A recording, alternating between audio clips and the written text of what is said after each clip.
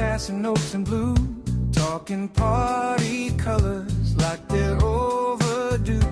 The old brass on the wall keeps asking what went wrong, but the new crew smiles soft and hums a borrowed song.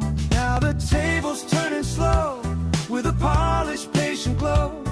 Everybody in the room feels the current start to grow. Come in some Kool-Aid, sipping by the poolside. Communism Kool-Aid, say it with a straight face. Voters in the cool shade, passing cups around the parade. Communism Kool-Aid, and nobody knows what to say.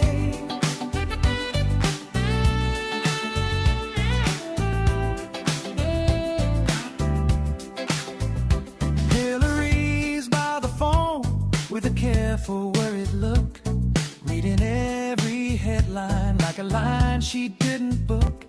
She sees the banner shift, she hears the easy cheer, and the whole old playbook starts to fog up in the rear. Now the table's turning slow with a polished, patient glow. Everybody in the room feels the current start to grow. Communism Kool-Aid, sipping by the poolside. Communism Kool-Aid, say it with a straight face. Voters in the cool shade, passing cups around the parade. Communism Kool-Aid, and nobody knows what to say.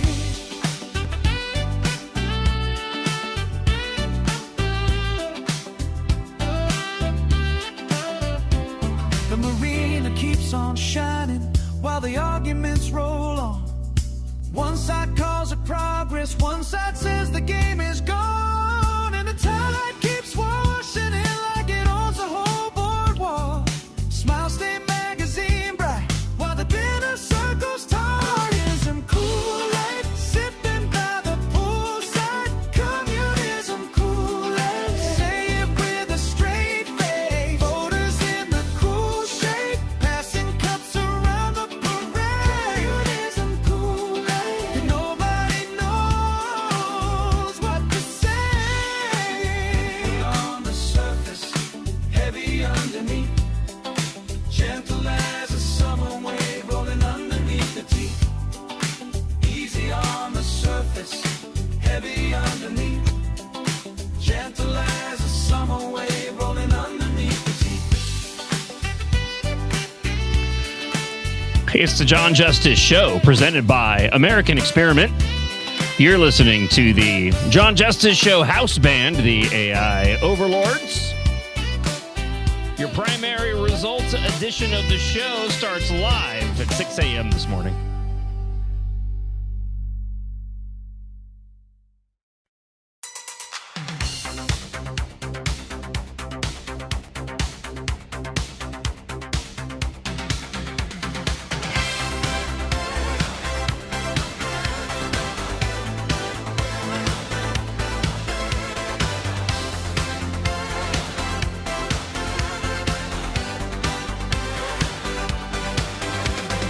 Hundreds on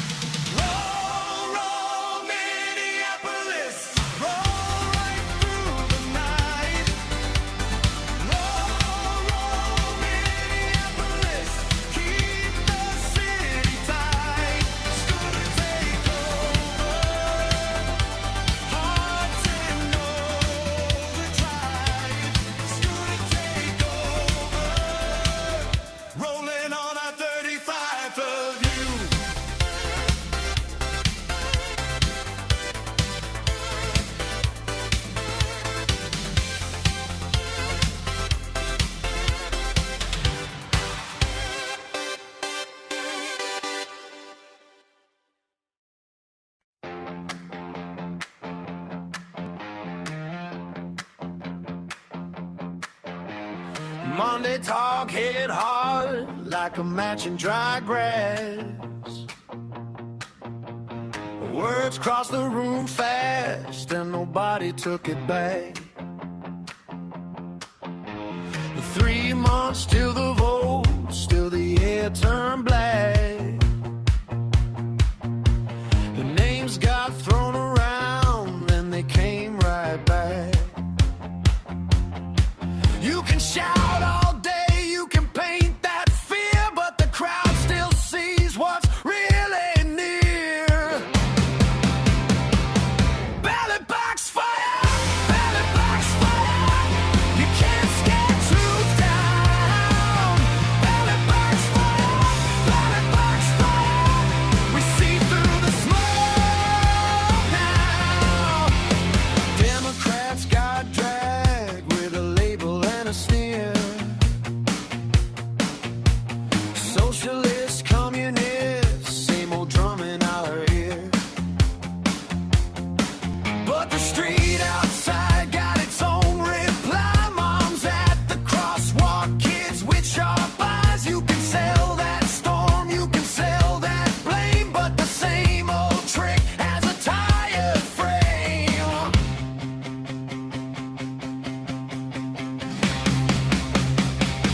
Ballot box fire, ballot box fire. You can't scare truth down. Ballot box fire, ballot box fire.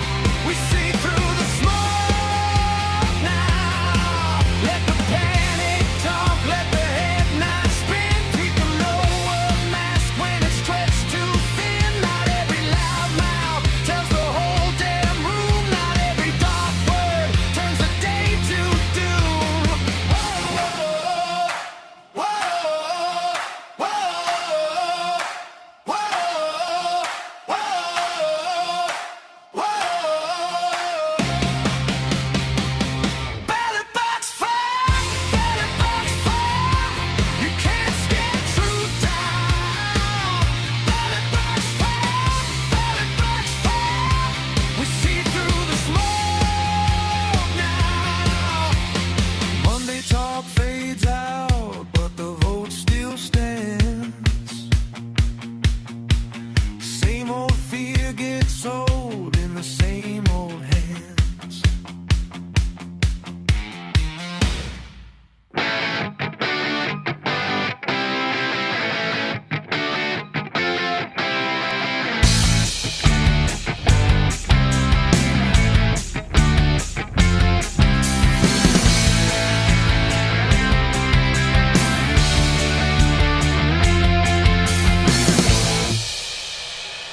So I drifted blissfully off to sleep last night, courtesy of Mini Leaf and their night gummies, hoping to get them on board very soon. And was putting the primary behind me because of the hours that I keep doing this show presented by American Experiment. My name is John Justice. We have producer Devin with us this morning, handling the technical aspects of the show as we run through the primary results last night. So I go to bed and I have to go to bed early, so I don't know what the results are going to be. So I ended up waking up. It was like 11:30 or something like this. Because I get up, I get up a few times a night. The night gummies do a fantastic job of putting me to sleep and keeping me to sleep when I go back to bed, but it still cannot thwart age and the need to go to the bathroom several times in the evening. So I woke up and my son was still up. Kyle was still upstairs. He was playing games. And so I could hear him talking a bit, and I was having some difficulty falling asleep.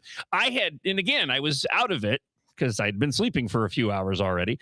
And it was like lying there in bed. It's like, I know I'll drift back to sleep. And, oh yeah, I wonder what happened with the primary. Just because, it was the middle of the night.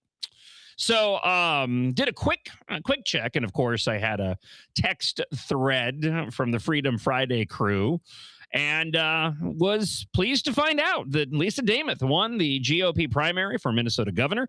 She will now face Amy Klobuchar in November. Peggy Flanagan, this was not what I expected, handily won the Democrat primary for U.S. Senate, and will face Michelle Tafoya. We're going to talk about all the different aspects of this throughout the show this morning. I want to hear from you throughout the show today. I have requests out to the candidates to leave us a blast this morning so we can hopefully hear from them. I may play back portions of my conversations with Lisa Damath and Michelle Tafoya from earlier in the week, but I had expected that Andrew Craig was going to squeak one out, and Peggy Flanagan winning by the margin that she won. I mean, it was by several percentage points.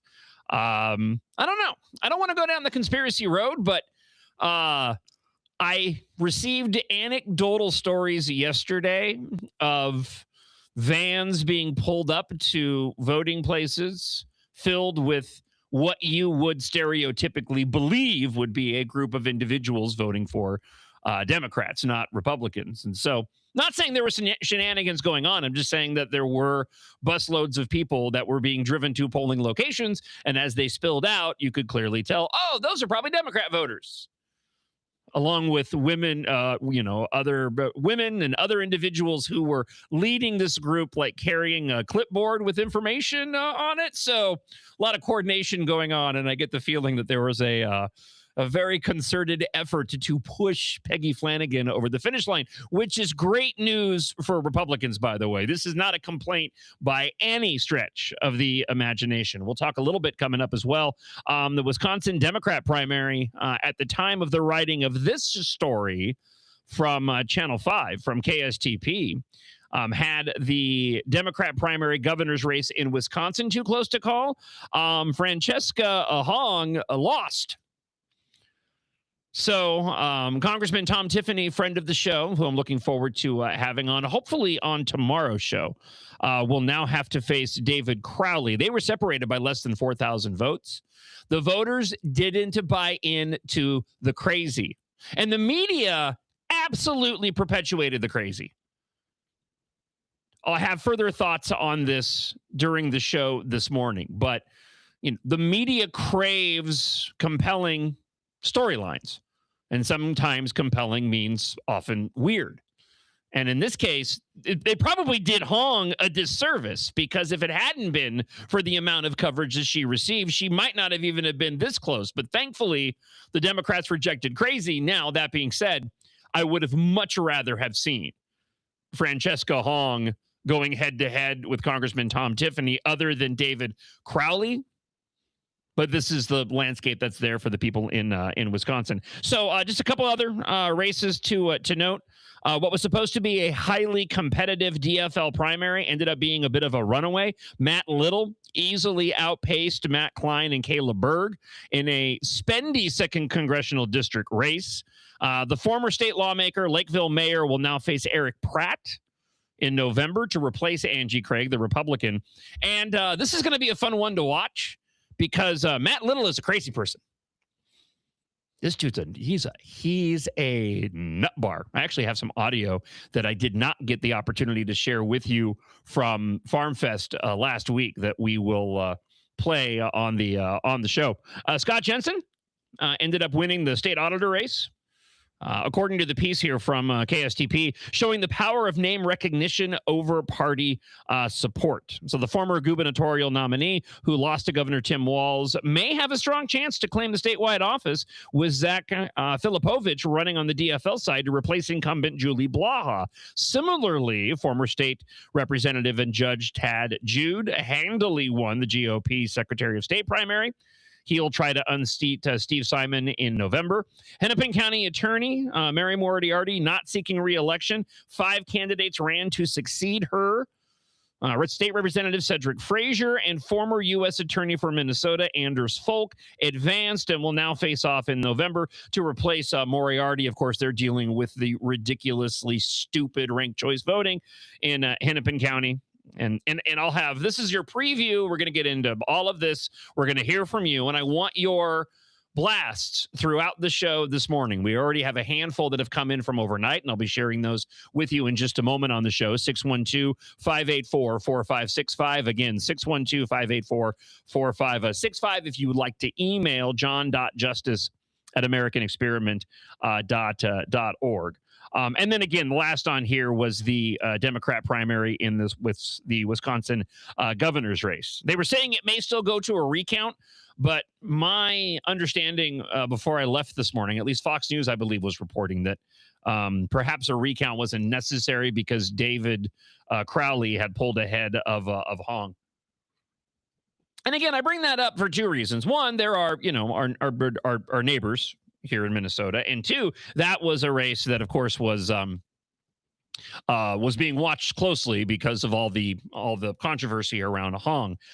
Channel 5 is reporting. Christy Swanson posted last night, reports that Mike Lindell will not concede, saying that there were anomalies in the numbers that have come out so far.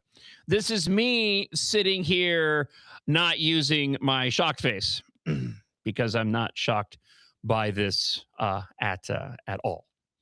Just, yeah. Dude, concede. Move on.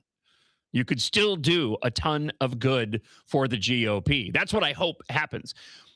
My initial gut reaction to all of this is quite simple. This is the best GOP slate possible, in my opinion. Again, this is not an endorsement of any candidate or even saying that these are the individuals that I voted for. This is just my view of where the GOP stands in their chances in November. This is the best chance that the GOP has to notch some victories seldom seen here in Minnesota against what I also believe is the worst DFL slate that the GOP can take advantage of. With the races that I mentioned, Peggy Flanagan, that is a better challenge for Michelle Tafoya than Angie Craig would have been. CD2, very similar with Matt Little and Eric Pratt. The auditor's race as well. This is all, in my opinion, incredibly good news for the GOP in November. Now it simply is a matter of what does the GOP go and do with it. All things being equal and considered, this is a fantastic opportunity. What I'm hoping doesn't happen is what I mentioned a moment ago, and that is individual who lost decidedly decide to go and create controversy, making it all about them instead of what's best for the Republican Party here in Minnesota. We're going to get heavily into this coming up next hour on the show. I want to wait for the audience to arrive. We have a lot of late arrivers here on the John Justice Show presented by American Experiment. And as I mentioned, I'm hoping to hear from some of these candidates throughout the morning on the blaster line. Speaking of which, let's go ahead and go and get some of your thoughts. These rolled in from overnight to 612-584-4565, giving you the opportunity to have your voice heard here on the John Justice Show presented by American Experiment. Hi, John. I don't like the results tonight. Pumped Lisa Damas won, but I can't get behind Michelle Tafoya. It's going to run counter to what you said, but she's pro-choice. DJ from St. Michael. She's pro-choice. I can't get behind killing babies, so how the heck do I redo this? Well, okay, first off, you do you, right? You stand by your convictions. You do what you believe is correct. I'll just say this in response to your comment, though. What do you think Peggy Flanagan is? I mean, she's not pro-life. And she goes to the extreme on all of the issues. I understand. And we talked about this in the audio that I have of the replay of Michelle Tafoya. We addressed this directly. And she specifically said, these are her views. I don't want to put words in her mouth. But my understanding was these were her views regarding abortion. And she said that she does not want any taxpayer dollars going to abortion. So I understand and I can respect your frustration that you have a candidate who belongs to your party that is the nominee now.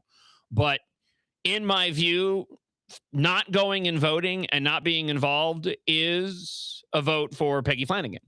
And Penny Flanagan is, in every way, shape, and form, despite maybe having some similarities in terms of their views on abortion, on everything else, Peggy Flanagan is completely off-base and a far-left radical, wherein Michelle Tafoya isn't. So I guess that would be my encouragement to you.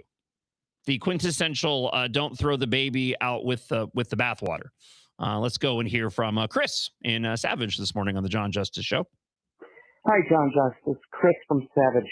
I supported Lisa DeMuth in the primary, and I'm glad she beat Mike Lindell. I respect his consistency, but the defamation cases, the intensity of his 2020 claims that didn't really hold up in court, and his refusal to concede a straightforward primary left me concerned about his electability. That's why I chose DeMuth. She seems more grounded for a state right race. Anyway, happy with the results. God bless everyone who voted, and now let's unite behind our Republican candidates to bring some sanity back to Minnesota. Take care. From your blast to God's ear this morning on the show, and thank you for the comment to 612-584-4565. Hey, John. Happy Wednesday. Hans here. A lot of big deal in the media is being made about Trump's Air Force One switcheroo. I don't remember them making that big of a deal when Joe Biden was suddenly whisked away from Las Vegas. We could all hear his palsy or stroke or whatever he had. That never happened, though. Have a great day. I know. So with what Hans is talking about, I disagree a little bit with his comparison. I understand the media's focus on, and we opened the show yesterday for those that maybe are just catching up. As more comments roll into the blaster line. President Donald Trump, going back to July 8th, traveling from Turkey back to the U.S., there was reports of a credible threat to Air Force One. And the Washington Post reported that, and there's not photographs of this as well, at least photographs of the potential of this event actually taking place. But the Washington Post reported that President Donald Trump was put on a catering truck after boarding Air Force One. And that catering truck was then taken to a C-32A military aircraft, which became Air Force One. And Air Force One acted as a decoy as both Air Force One and the president in a separate aircraft traveled back to the United States. However, there's a wrinkle in all of this, which I heard this morning. I was listening to the Tim Pool podcast, and I missed seeing this in the prep, but there's a new angle on the story because there was photographs that were released that show this catering truck underneath Air Force One, and the line in the media is that this is the moment when the president was taken off of Air Force One, put on the catering truck, and then taken to a separate plane over safety and security concerns that Air Force One was going to be targeted by the Iranian regime. However, there are also reports that when they arrived back in the United States, the president actually exited from Air Force One. So people are questioning, well, how did he get from the plane that he took and back onto Air Force One after they arrived without everybody seeing? The scuttle is this, that it was all a setup. So and this would actually make sense to me. So the rumor is that transfer of the president never took place. The president was always on Air Force One. They faked his being transferred because they were trying to draw out individuals within the administration who have been leaking this information. So they put forward this idea and said that they were going to be moving the president internally. So some staffers knew and Secret Service knew, but it never happened. And the reason they did that was because now they can go and track down whoever went and leaked this top secret plan that never actually occurred.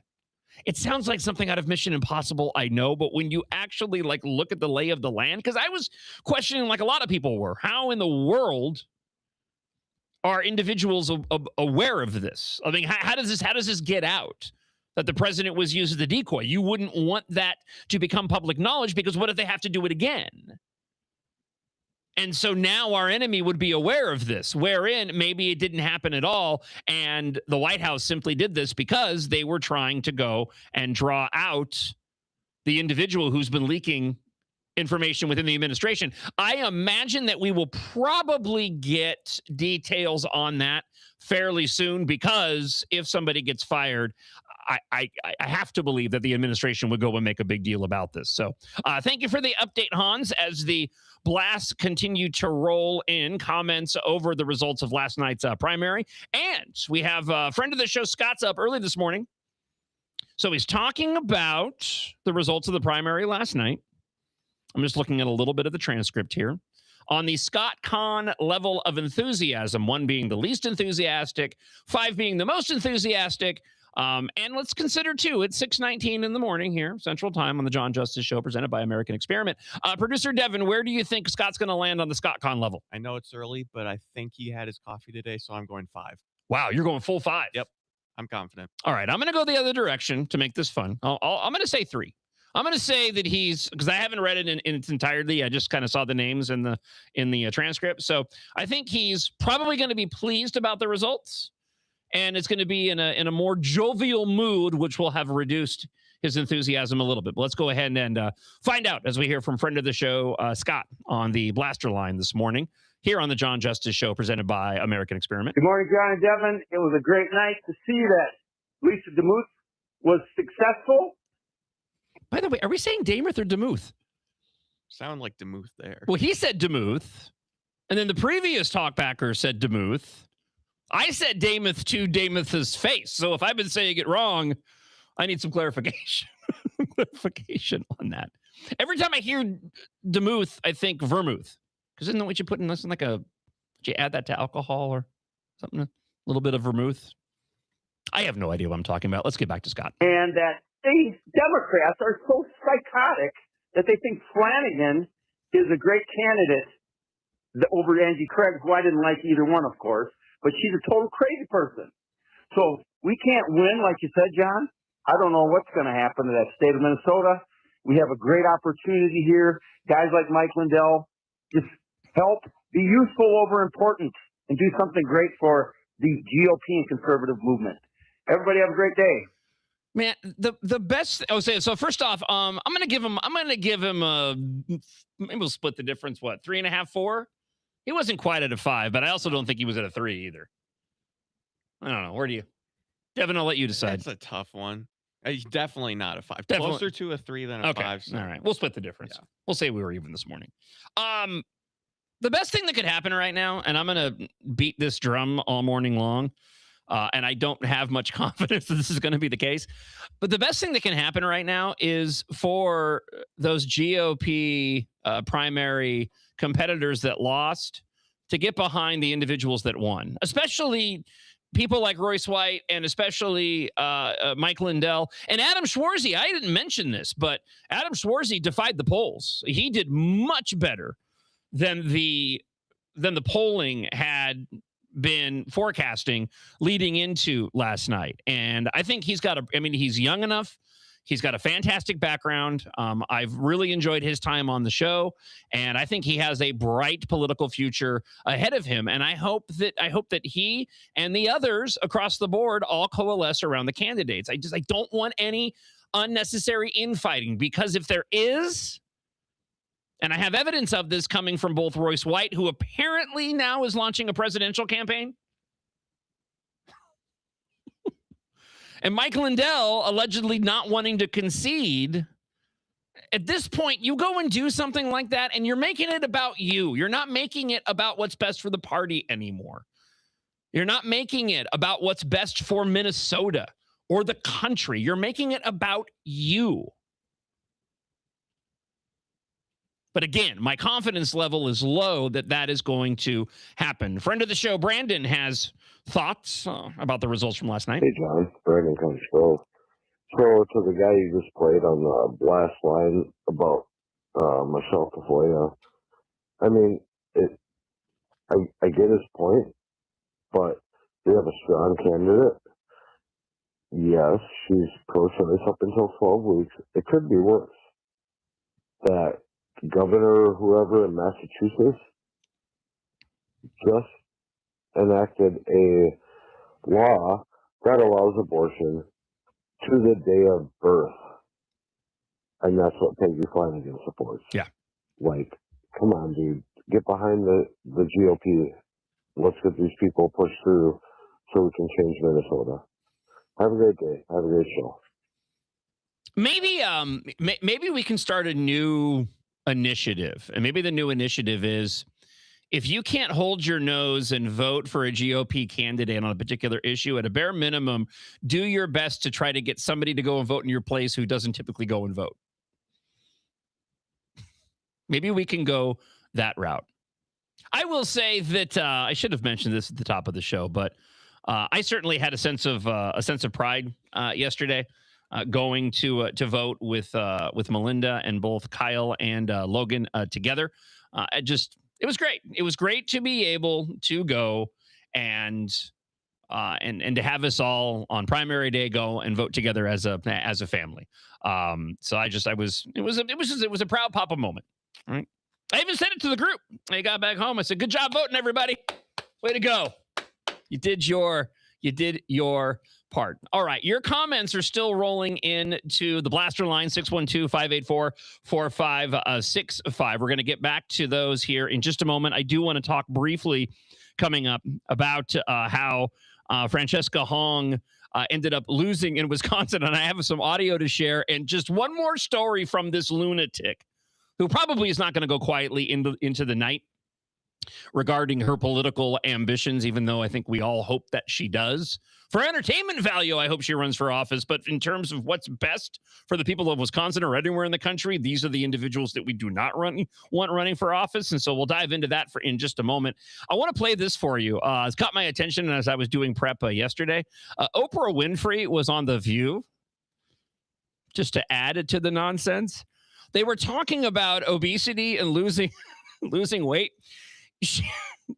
I don't know why. It's not necessarily that reminiscent of it, but what Oprah says on The View, it reminds me of Fat Bastard from the Austin Powers movies, when he does the more depressed I get, the more I eat, the more I eat, the more depressed I get.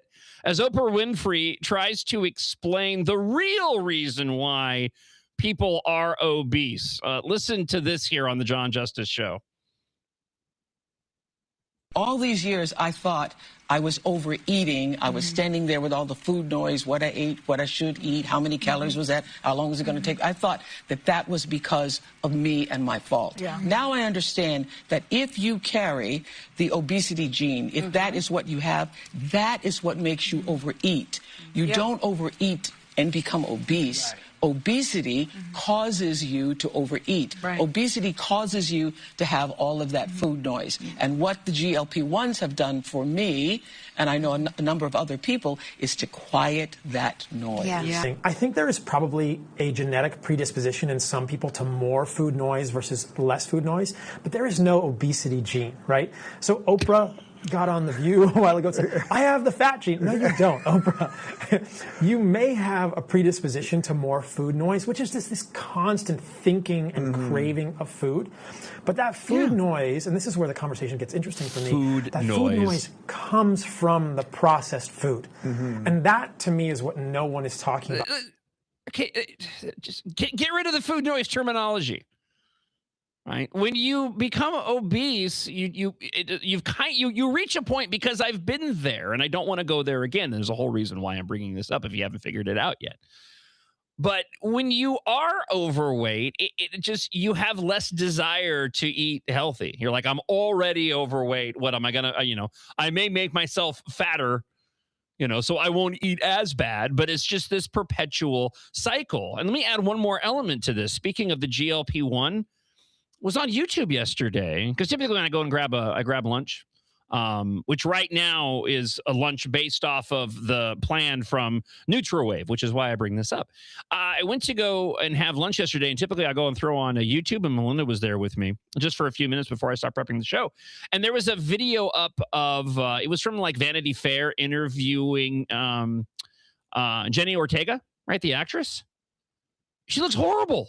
She must be taking the GLP-1s because she's as skinny now as Ariana Grande. She's just wasting away. And you can immediately tell when somebody is on these. For individuals who are obese, I get it. You want to go and lose the weight. But in my view, these pills and these shots are not the healthy way to do it. NutraWave is the healthy way to do it. I've lost 22 pounds, and my weight loss journey continues now as I'm doing another round of the NutraWave program to meet the ideal weight for a dude that's my age and my size. Right now, I am thinner than I've ever been since Melinda has known me, right? And this program absolutely works. There is no pills. There are no shots. 13 years and 31,000 men and women through this program, and Dr. Bob have lost weight on the program. Call today, 952-260-1965. Mention the keyword strike at 952-260-1965. Spots are limited, but if you do that today, just for finding out what the program entails, you're going to get an almost $300 value with a free red light therapy session and a truth metabolic scan. Individual results may vary, but I cannot say enough good things about this amazing program. If you're done with the yo-yo dieting and you want to lose the weight and through the program change your relationship with food, NutraWave, NutraWave.us is the way to do it. Individual results may vary. So call today, 952-260-1965 and mention that keyword strike. Good morning, John. Mike from Minnetonka. Apologize in advance. I was a couple minutes late turning you on because I listened to the top of the hour ABC News, and they're already trying to help Klobuchar with putting on a portion of her victory speech. I think that's a great sign for us starting out, and hopefully we can get some Republicans across the finish line this fall. I have audio to share with you next hour from Amy Klobuchar's victory speech. I'll just jump to my comments before I play the audio next hour. She couldn't even just do it off the cuff. She had it written down. I don't want to harp on that too much, but I'm watching this and I'm going, you were coronated in this position. You barely had to work for it.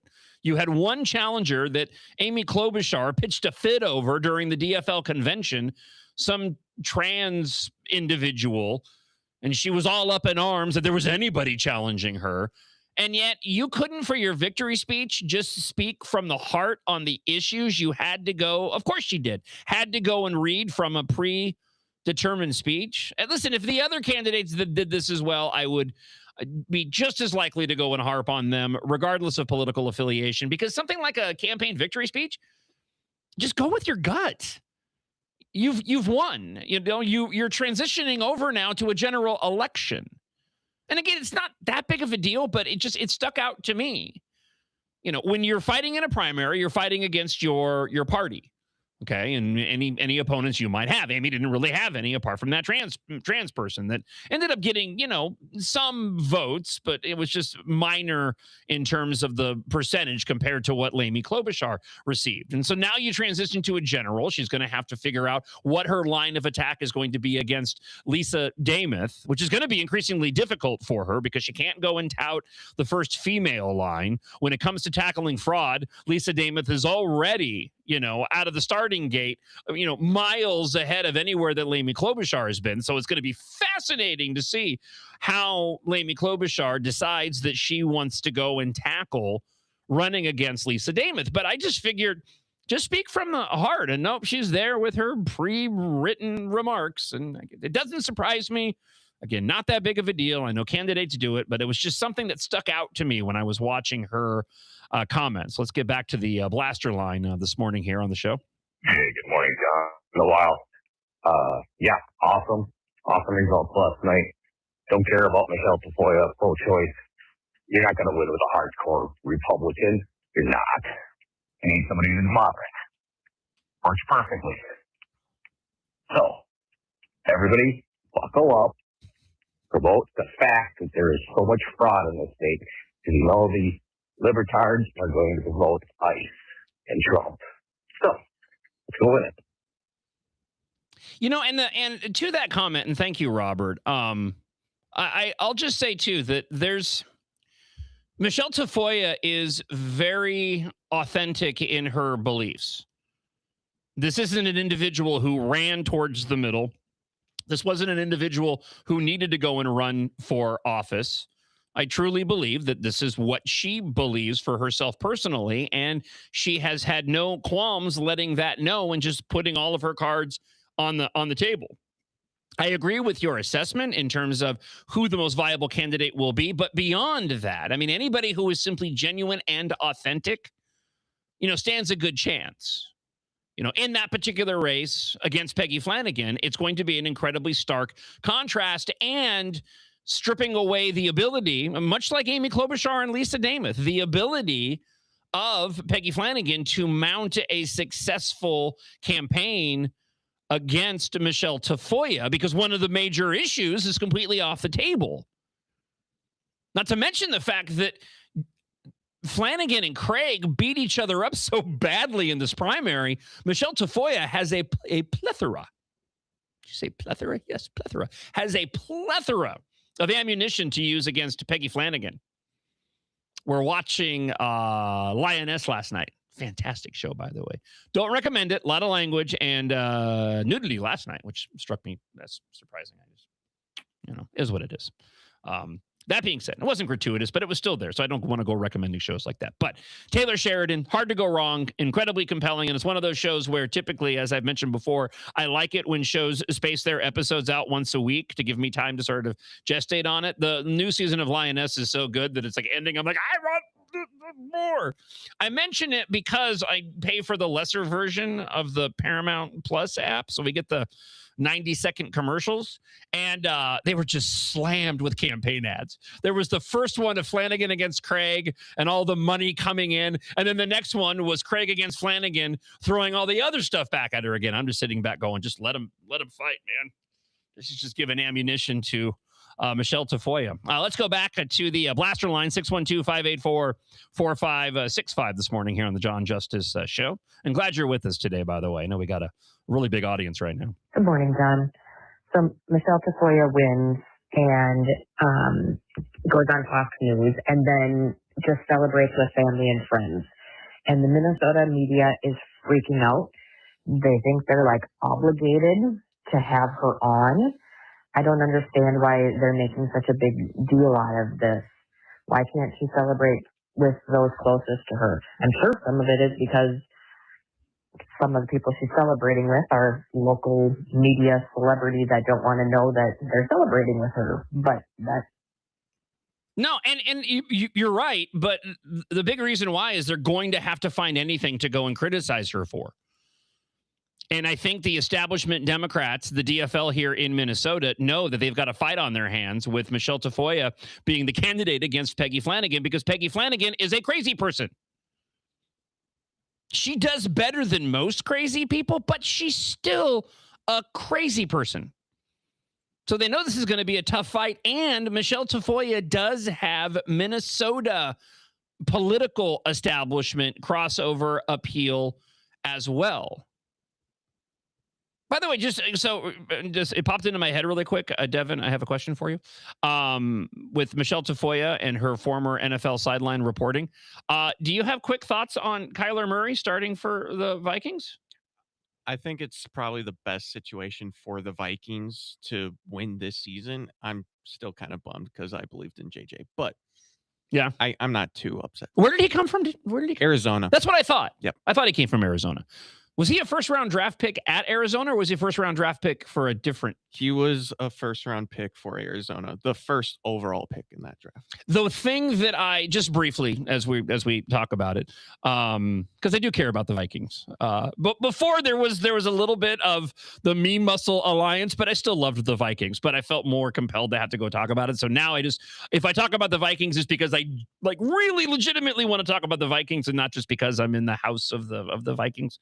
So to speak. But the one thing that has me excited about it, from what little I know of the Vikings, is that it seems as if the Vikings coach does a really, really good job with bringing out the best, especially in quarterbacks. Sam Darnold would be the example. So where Murray didn't do great at Phoenix, I'm like, well, under the Vikings coach, he may actually flourish, because it seems like he does, again, a really good job. JJ McCarthy aside, he does a really, really good job with those players. Do you think that's kind of I think that's a very fair assessment. Decent assessment. Yeah, on mine? Kyler's had a few good seasons in the past. He has all the talent in the world. So Kyler's just Kyler always makes me laugh. Just a weird name. it is a very strange. It should be Tyler, but it's Kyler. All right, 612-584-4565. As I mentioned, I do have requests out to the various candidates who won in the primary last night. And as a matter of fact, primary candidate winner for state auditor, Dr. Scott Jensen, has left us all a comment this morning on the John Justice Show, presented by American Experiment. John, Scott Jensen here. Thanks so much for all you do for conservatives in Minnesota. I am thrilled at our landslide victory last night. I think having a Republican shining a spotlight on the issues that matter to Minnesotans can be pivotal in helping our economy and rebuilding trust. I'm ready to get to work. Thanks so much, John. Scott Jensen here. Scott, thank you so much for the comment, and I look forward to the first opportunity that we have to bring you into our brand new studios and sit you on the American Experiment sofa. And thank you so much for leaving a comment for the show this morning. I greatly appreciate it. Let's go back to the blaster line. Good morning, John. Rick in Virginia. Following the election results, interesting. I think there's going to be some close races, but I keep hearing these rumors that Donald Trump is going to declare a national emergency, and in that, got to prove you're a citizen, got to have voter ID, no mail-in ballot, same-day voting. That will help the GOP because it might be an honest election, which might give us a great advantage. We'll see. Very interesting in Minnesota and Wisconsin for sure. Have a great day. Rick in Virginia, you're going to have to send me the information on these rumors, for I have not seen them. I certainly would be down with that, though. Bring it on. Let's go back to the blaster line, 612-584-4565. Hey, John, great show. I'm glad that Lisa DeMuth won. I was hoping Schwarzy would win, but I'm sure you've seen the Alpha News story about the machines in Minnesota not being certified. I think that's going to give fuel to the, people who are the detractors. Once again, Minnesota screwing up with their voting machines. Anyways, glad the results have happened. But this is going to be interesting. Thank you. You can do two things at once on this. I have not seen that story yet about the machines not being certified. But two things can happen at once. You can call for an audit or an investigation into machines if you want to, and still go concede and support the individual who won the primary. You can do both.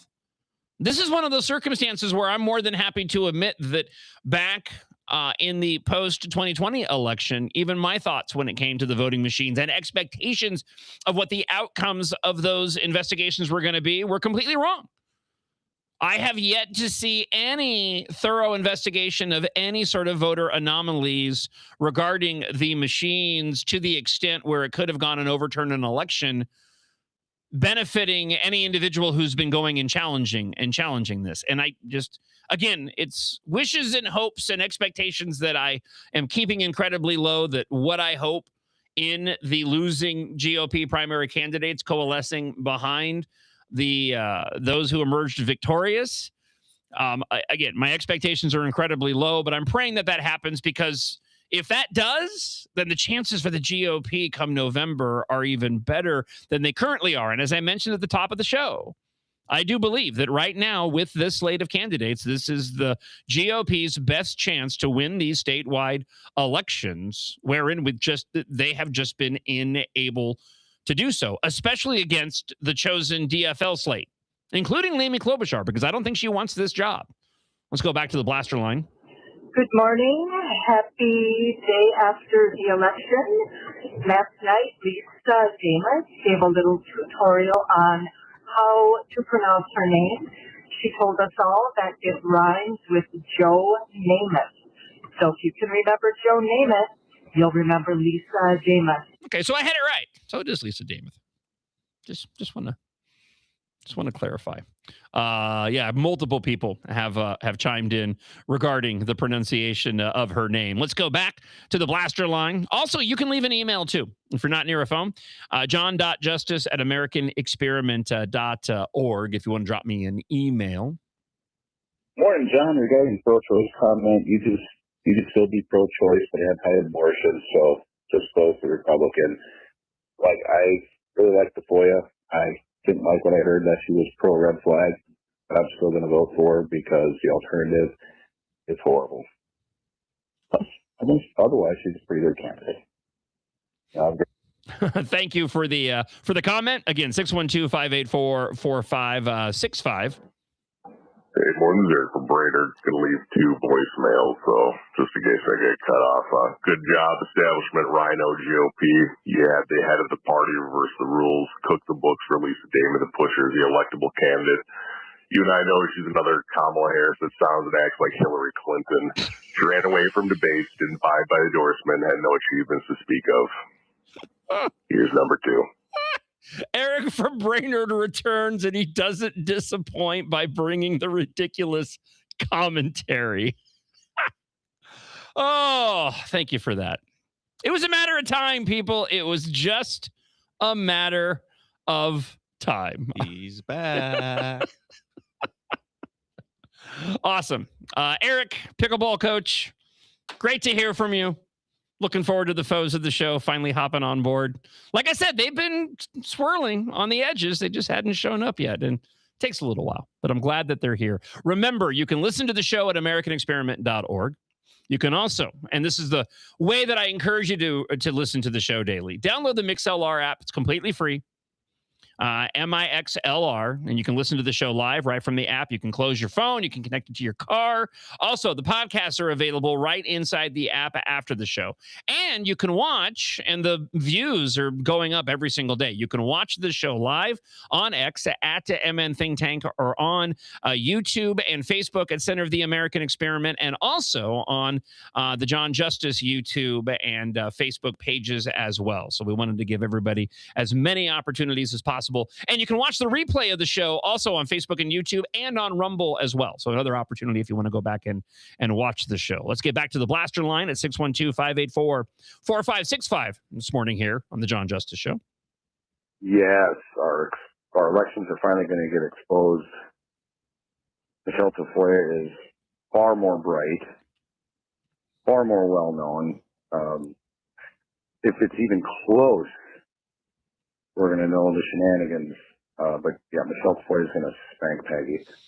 It's going to be fascinating to watch, and I like your angle of, because I was thinking this exact same thing, that the races here in Minnesota are going to get a lot of attention. Now, the question is whether or not they get attention from the GOP in D.C. and the money starts rolling in, because typically it doesn't.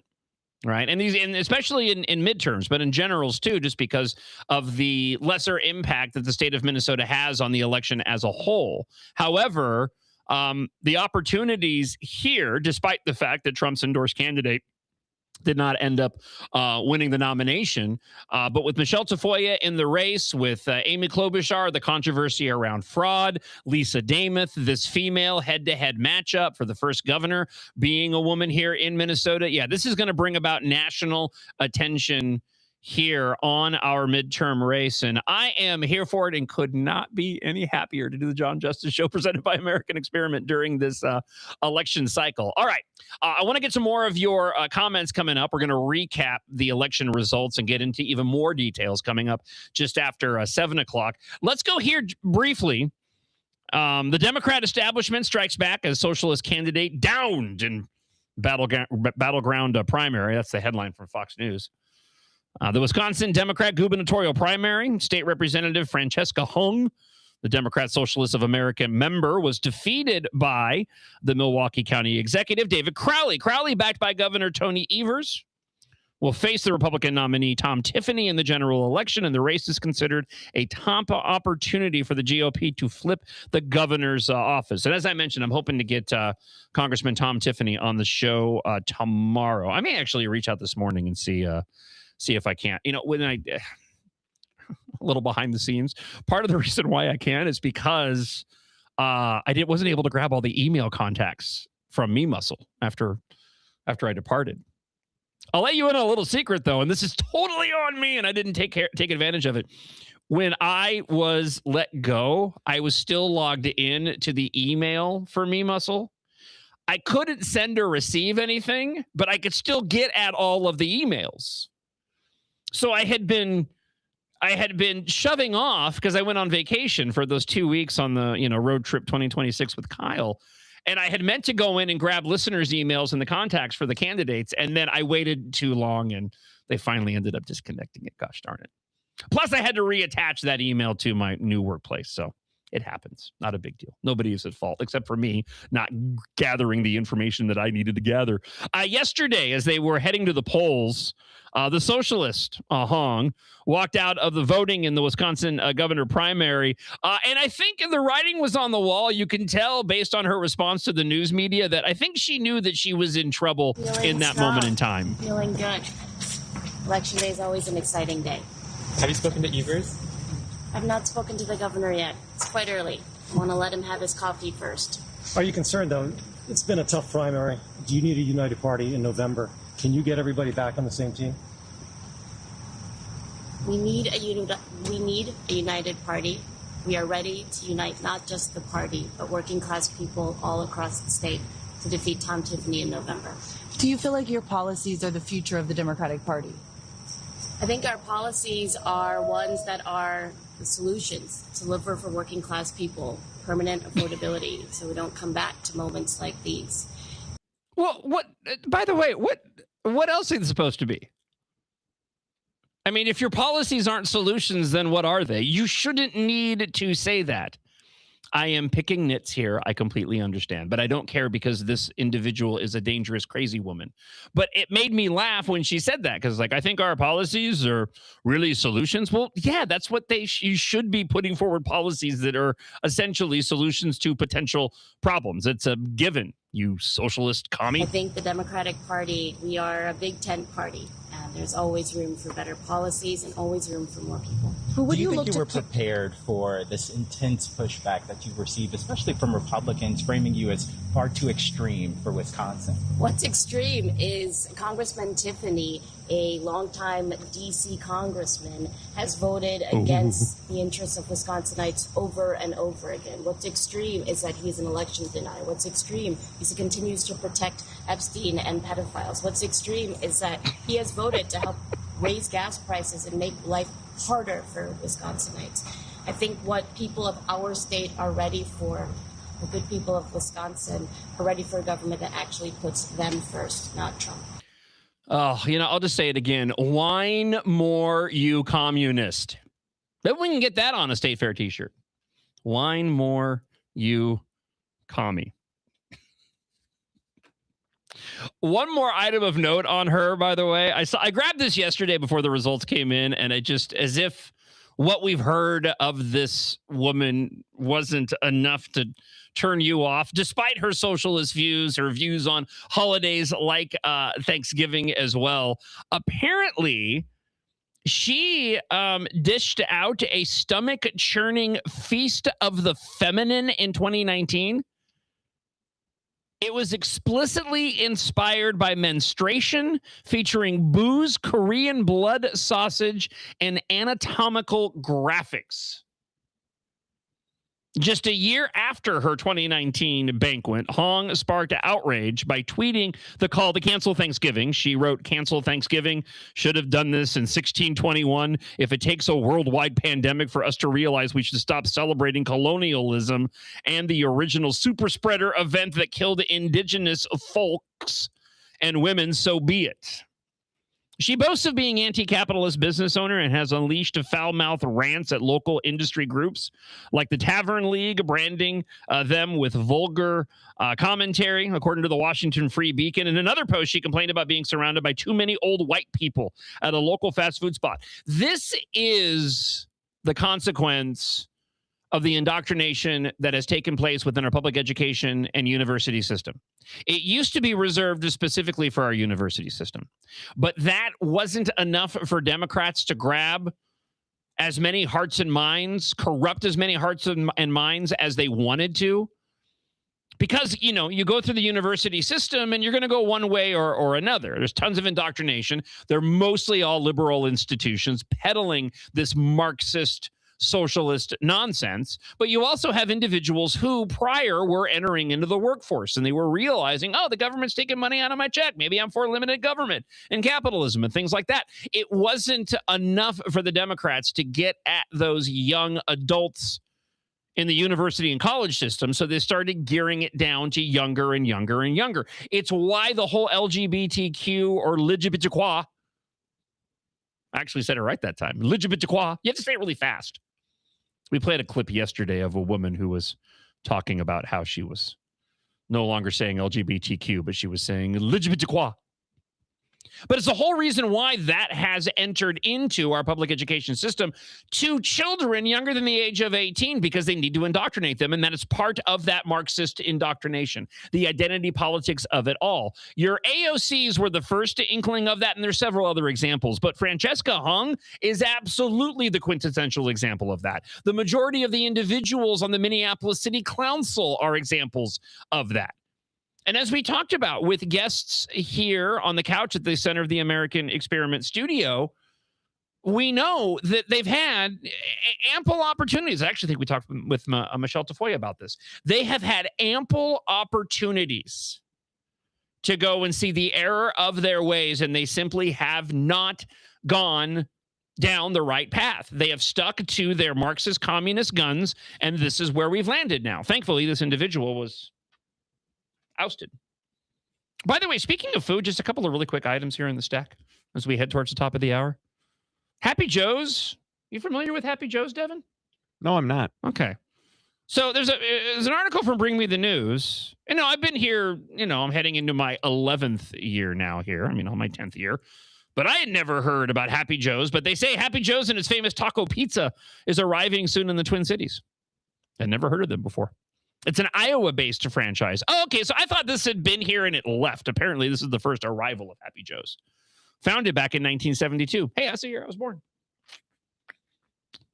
Happy Joe's was the first restaurant company in the world to create a taco pizza, although many other pizza competitors have tried to mimic Joe's famous recipe. Absolutely no one can hold a candle to Joe's original Taco Joe pizza, according to the restaurant's menu. So maybe the great taco wars are going to expand from Taco Bell and Taco John's to Happy Joe's and their taco pizza. Speaking of the great taco wars in Blaine, this cracked me up yesterday. Again, just one more quick one. The comments are still rolling into 612-584-4565. We'll get to them in just a moment. But a friend of the show, Daniel Savage, posted this on X yesterday. So he went to, I don't know what sparked this. He went to a Taco Bell and he ordered 2 quesadillas. He got one from inside the store at the same time, and he also got one through the drive-thru. The drive-thru, there was a difference of about 2.3 to 2.5 ounces between the two. He posted pictures on them. The drive-thru one was smaller than the one he got inside the restaurant. And he actually put them on a scale and he weighed them both side by side. And the one in the restaurant came out to like some 9.2 ounces, wherein the one that he got from the drive-thru was like 7.5 ounces. And as somebody through the NutraWave program, you can weigh, you have to weigh the elements of food that you're having, right? That's how you don't count calories. You basically weigh the ounces of the particular food that you need to eat. I can tell you that that's a big difference of that 2.3 to 2.5 ounces. My guess is that the drive-through order they make quicker, so they're less inclined to spend a lot of time putting everything that's necessary in it for the sake of expediency. And you go inside, they're taking a little slower time, so you get a bigger burrito. I just wonder if that discrepancy happens all the time. Like if you were to order, let me put it this way. Like if Devin goes into Taco Bell, orders a quesarito, and then you send somebody else up and they order a quesarito, I would be curious if they were both the same size, or if you have that same discrepancy, or if it is really a drive-through versus dining inside difference. I was fascinated by it. I put a video up on TikTok. Thank you, Daniel. Got a lot of views overnight. Minnesota's first Taco Bell X restaurant, featuring self-service kiosks and an open kitchen design, opened in Carver. The new location, operated by Border Foods, prioritizes order pickups and offers a unique dining experience. I saw photos of it. It looks fancy. I'm assuming the food is all the same, but it did look very, very fancy. All right. Coming up, we're going to get to more of your comments from the Blaster line. Again, 612-584-4565. That is the number. If you would like to comment on the results, we'll run through all the results again. I have a ton of audio to share with you as well on the show this morning. If you want to email john.justice@americanexperiment.org. We'll take a quick break as we head into hour 2 here on the show, and I have a chance to preview some of your blasts that are rolling in as we await to hear from other candidates as well who won overnight. And I want to know your thoughts. Are you excited as a Republican? Are you excited about this slate of candidates that won?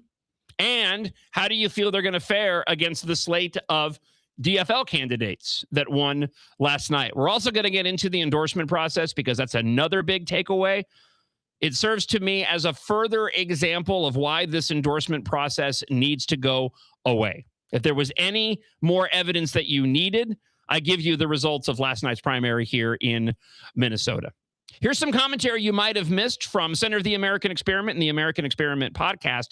Here, they're talking with some of the lawyers from the Upper Midwest Law Center. Do not go anywhere. We're back in minutes here on the John Justice Show, presented by American Experiment. Think about it. Now that school's out for the summer, how are Minnesota students doing? Not very well. Minnesota ACT scores fell again last year and are the lowest they've been in 10 years. In fact, fewer than half of Minnesota students can either read or do math at grade level. Think about it. We used to brag about our schools. Now we're losing to states like Mississippi. Visit AmericanExperiment.org for more information. Think About It is brought to you by Center of the American Experiment, Minnesota's think tank. There is certainly a culture at the city council and at the mayor's office, again, over the last 10 years, that has just not been willing to hire police officers. And we have seen rhetoric and action that has very much been about defunding the police. We filed a petition called a writ of mandamus, which is basically a Latin word for we command, where we're asking the court to hold the mayor to his duty and hire those police officers. And we have tried to detail in our court papers the real world effect this has on people, including our brave clients who've come forward and put their name on court papers and who've experienced everything from bullet holes in their houses to family members who've been struck by a vehicle and in a hit and run, never solved, to personal vandalism at their homes and property where they've had property stolen, to murder in their neighborhoods where they don't feel safe, they don't feel protected, they literally feel they cannot go out at night. Because we challenged it on behalf of the Minnesota Gun Owners Caucus, and we said this is a violation of the single subject and title clause of the Minnesota Constitution. We are challenging this one section on behalf of our clients, the binary trigger clause, which had to do with how you define a trigger that can, with one pull, fire off multiple shots. And that's just mashed into this 1,400-page thing, right? Yes, that covers everything from health, higher education, firearms, energy, agriculture, human services, health, and paid leave. Not a single subject. The court in August of 2025 struck down the bill and severed basically one provision relating to the binary triggers. Judge Castro had some interesting words for this, and he said, out of respect for precedent favoring severance, I'm just going to strike down the binary trigger amendment. But then he says, quote, make no mistake, during the late hours of May 19, 2024, lawmaking did not occur within the framework of the Constitution. This court respectfully suggests that if there has ever been a bill without a common theme and where all bounds of reason and restraint seem to have been abandoned, this is it. Think about it. Minnesota has always been a low crime state. But according to the most recent Bureau of Criminal Apprehension data, we are now above the national average when it comes to Part 1 crimes, a category that includes crimes like murder, assault, rape, and carjackings. Think about it. Minnesota is now a high crime state. Visit highcrimemn.com to learn more. Think About It is brought to you by Center of the American Experiment, Minnesota's think tank.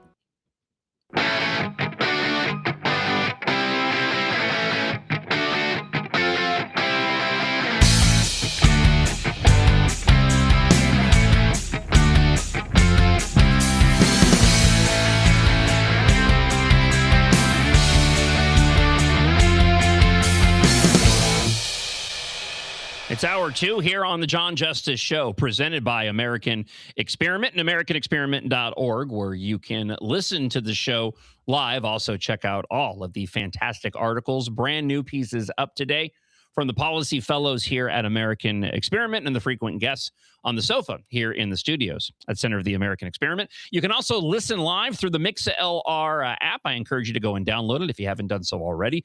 Podcasts are posted to the app, post to show, and the podcasts are available across all the media platforms. You can watch the John Justice Show at MN Think Tank on X. Also, YouTube and Facebook at Center of the American Experiment, and the John Justice Facebook and YouTube pages as well, JON, if you find them there. I know the video portion of the show, the live audience, is growing quite a bit. So I really appreciate everybody who's found us and has continued to support the show. Speaking of supporting the show, if you'd like to be an advertiser on the show, and I can tell you that the response for the advertisers that we've had so far has been absolutely spectacular, because we have the best audience ever. You guys are dedicated. If you want to email me, john.justice@americanexperiment.org, I'm happy to forward your emails over to Catherine, who is involved in lining up the advertisers for the show. More are being set up as we speak. So if you want to take part in supporting the efforts here at the John Justice Show and help us grow, you can do so by running some ads. At, again, john.justice@americanexperiment.org. And remember, at the website, too, one more item of business of note. On the John Justice Show page, there's a pop-up at americanexperiment.org. You can make a donation to Center of the American Experiment and get a fancy schmancy embroidered hat. And we have new merchandise coming very, very soon. So make sure that you keep checking back to the website and the merch page. Right now, we have mugs that are up there, too, but we have more. A lot of great items that are coming. John Justice Show items, perfect just in time for the holidays. I was telling Melinda yesterday, I can't wait for the holidays. It's going to be fantastic, especially depending on what the outcome of these midterms are going to be. Things are looking up, in my opinion, for the GOP. I feel like the GOP has the best opportunity that they've had, at least in the past decade that I've been here, to win statewide races that they've been unable to win, given the winners of last night's primary, and somewhat contingent on the response from those losers as well. We'll talk about that this hour. Of course, you have Michelle Tafoya easily going on to win the nomination in the Senate race. It's surprising to me, not so much that Peggy Flanagan won. I did think that Angie Craig was going to squeak out a victory, but it was the margin by which Peggy Flanagan won that really surprised me, and I'll give you details on that in a moment. Adam Schwarzy had a good showing, and I think he has a bright political future ahead of him, while Royce White apparently is now going to announce a 2028 presidential run, because it's all about Royce White. Mike Lindell, according to reports from KSTP, Christy Swanson reported last night that he will not concede, saying that there were anomalies in the numbers last night. I do have audio of the majority of those people from last night that I'll share with you coming up on the show. Also, just want to mention Scott Jensen. We heard from him earlier on the show. He was the primary winner in the auditor's race. He actually he sent me a message too, and let me go and share that with you. He says, I think having an aggressive watchdog pointing the spotlight on the issues that need to be recognized publicly can be powerfully helpful for the business community and the economy, and can help immensely in restoring trust. And so congratulations to Scott Jensen. He will go up against the DFL candidate, Zach Filipovich. And even some of the local leftist press is saying that this may be a tighter race than most people expect, and that Scott Jensen has an opportunity, especially with his name ID, to actually win that auditor's race. Ron Schutz, of course, no challengers there. He will be going up as the GOP candidate against Keith Ellison. Cedric Frazier versus Anders Folk in the Hennepin County's Attorney's Office. Ranked choice voting, as ridiculous as it is, produced those two candidates that'll go head-to-head. Diane Krenz, the friend of the show who joined us earlier in the week, she fared well but did not make it through to the final round. And it'll be Tad Jude versus Steve Simon for Secretary of State. Also, Matt Little versus GOP candidate Eric Pratt. And I think Eric Pratt has a good chance at this seat as well, given that Matt Little is a crazy person. I'll have some audio evidence of that. Less audio of Matt Little being crazy. If you followed him on social media at all, you've seen some of his posts, and they are pretty ridiculous. So I'll share with you audio that he had from FarmFest talking about televisits and medicine, and I completely disagree with his take.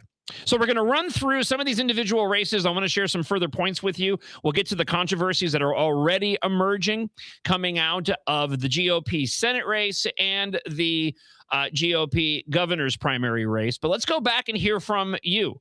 And the blaster line this morning, 612-584-4565. If you want to leave a comment on the show. Lisa DeMuth gonna fix the fraud in our state?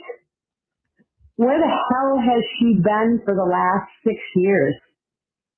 Duh. She's been working in the legislature doing more to tackle fraud than Amy Klobuchar has in any way, shape, or form during the past 6 years. Amy Klobuchar hasn't given a rip about the fraud at all, hasn't even released any press releases over it. Lisa DeMuth, given the priority in the House, can only accomplish so much, and the fact that the Senate in the legislature had a majority by a couple of votes of DFL members keeping the GOP from doing what needed to be done. And we'll get into the details of that. So if that's your view on Lisa DeMuth, you're not paying close enough attention. And I would encourage you to maybe do a little bit more research so you don't sound as dumb and ignorant as you just did leaving a blast here on the show at 612-584-4565. Let's get back to more of your comments. Hey, Don, everybody talking about Michelle Tafoya, the pro-choice.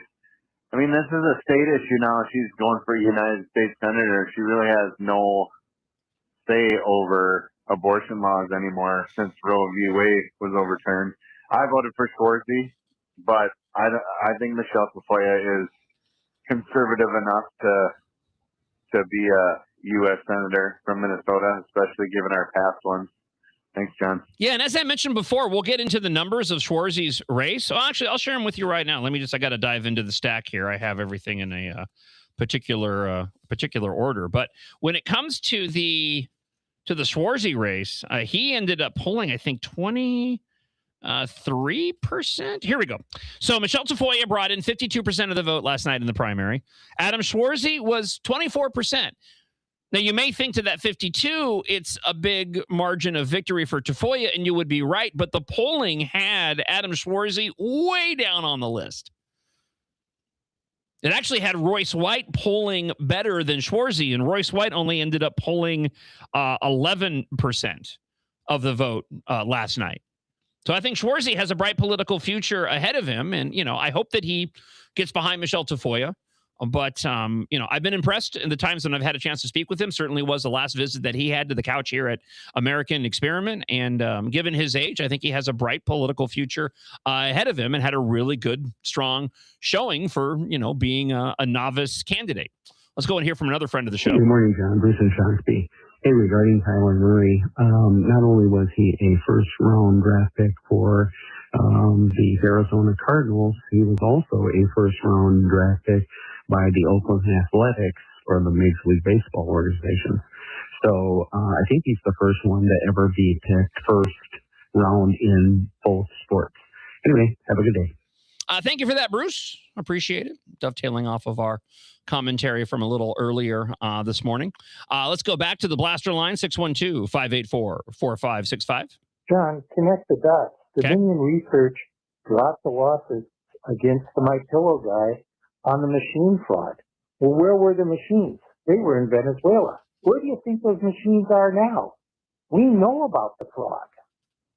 Which dots am I supposed to be connecting here? He's going to have to connect them a little bit better because I couldn't follow the logic there.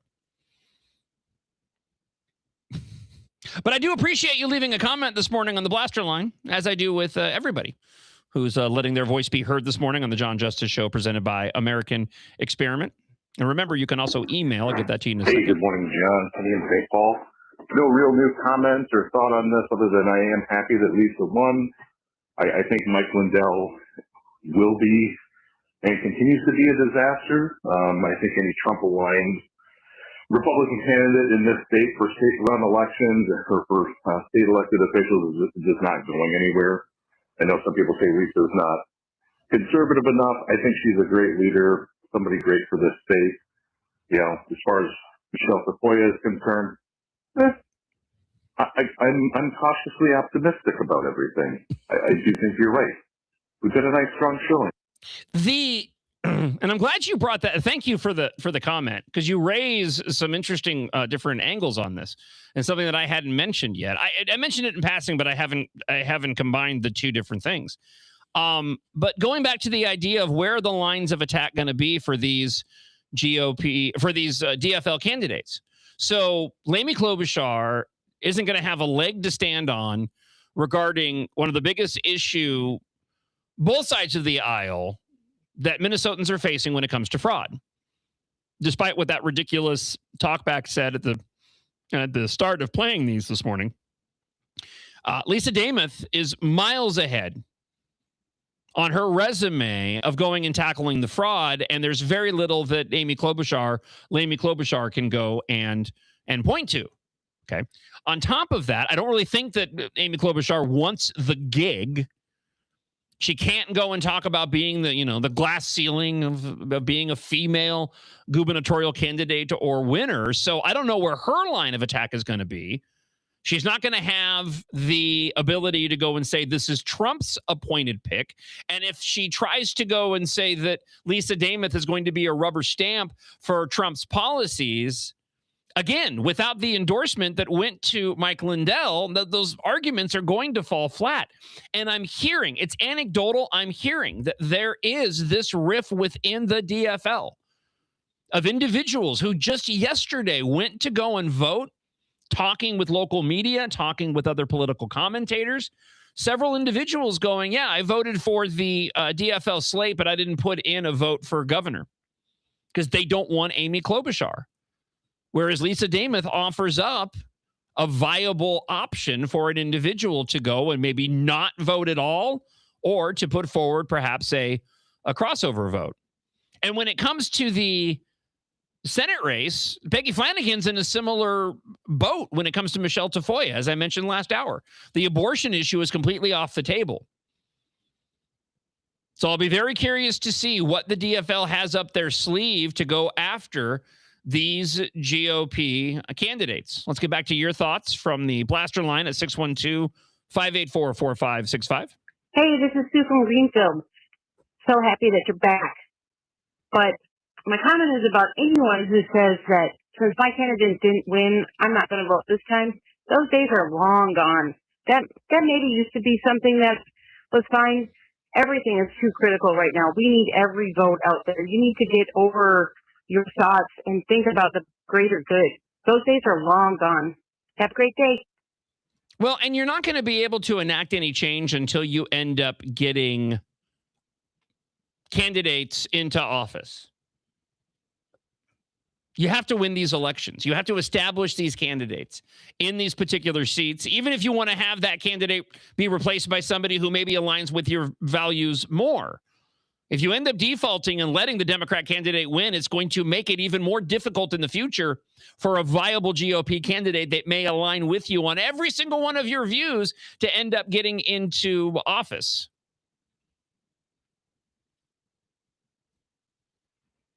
Hey, John, great show so far.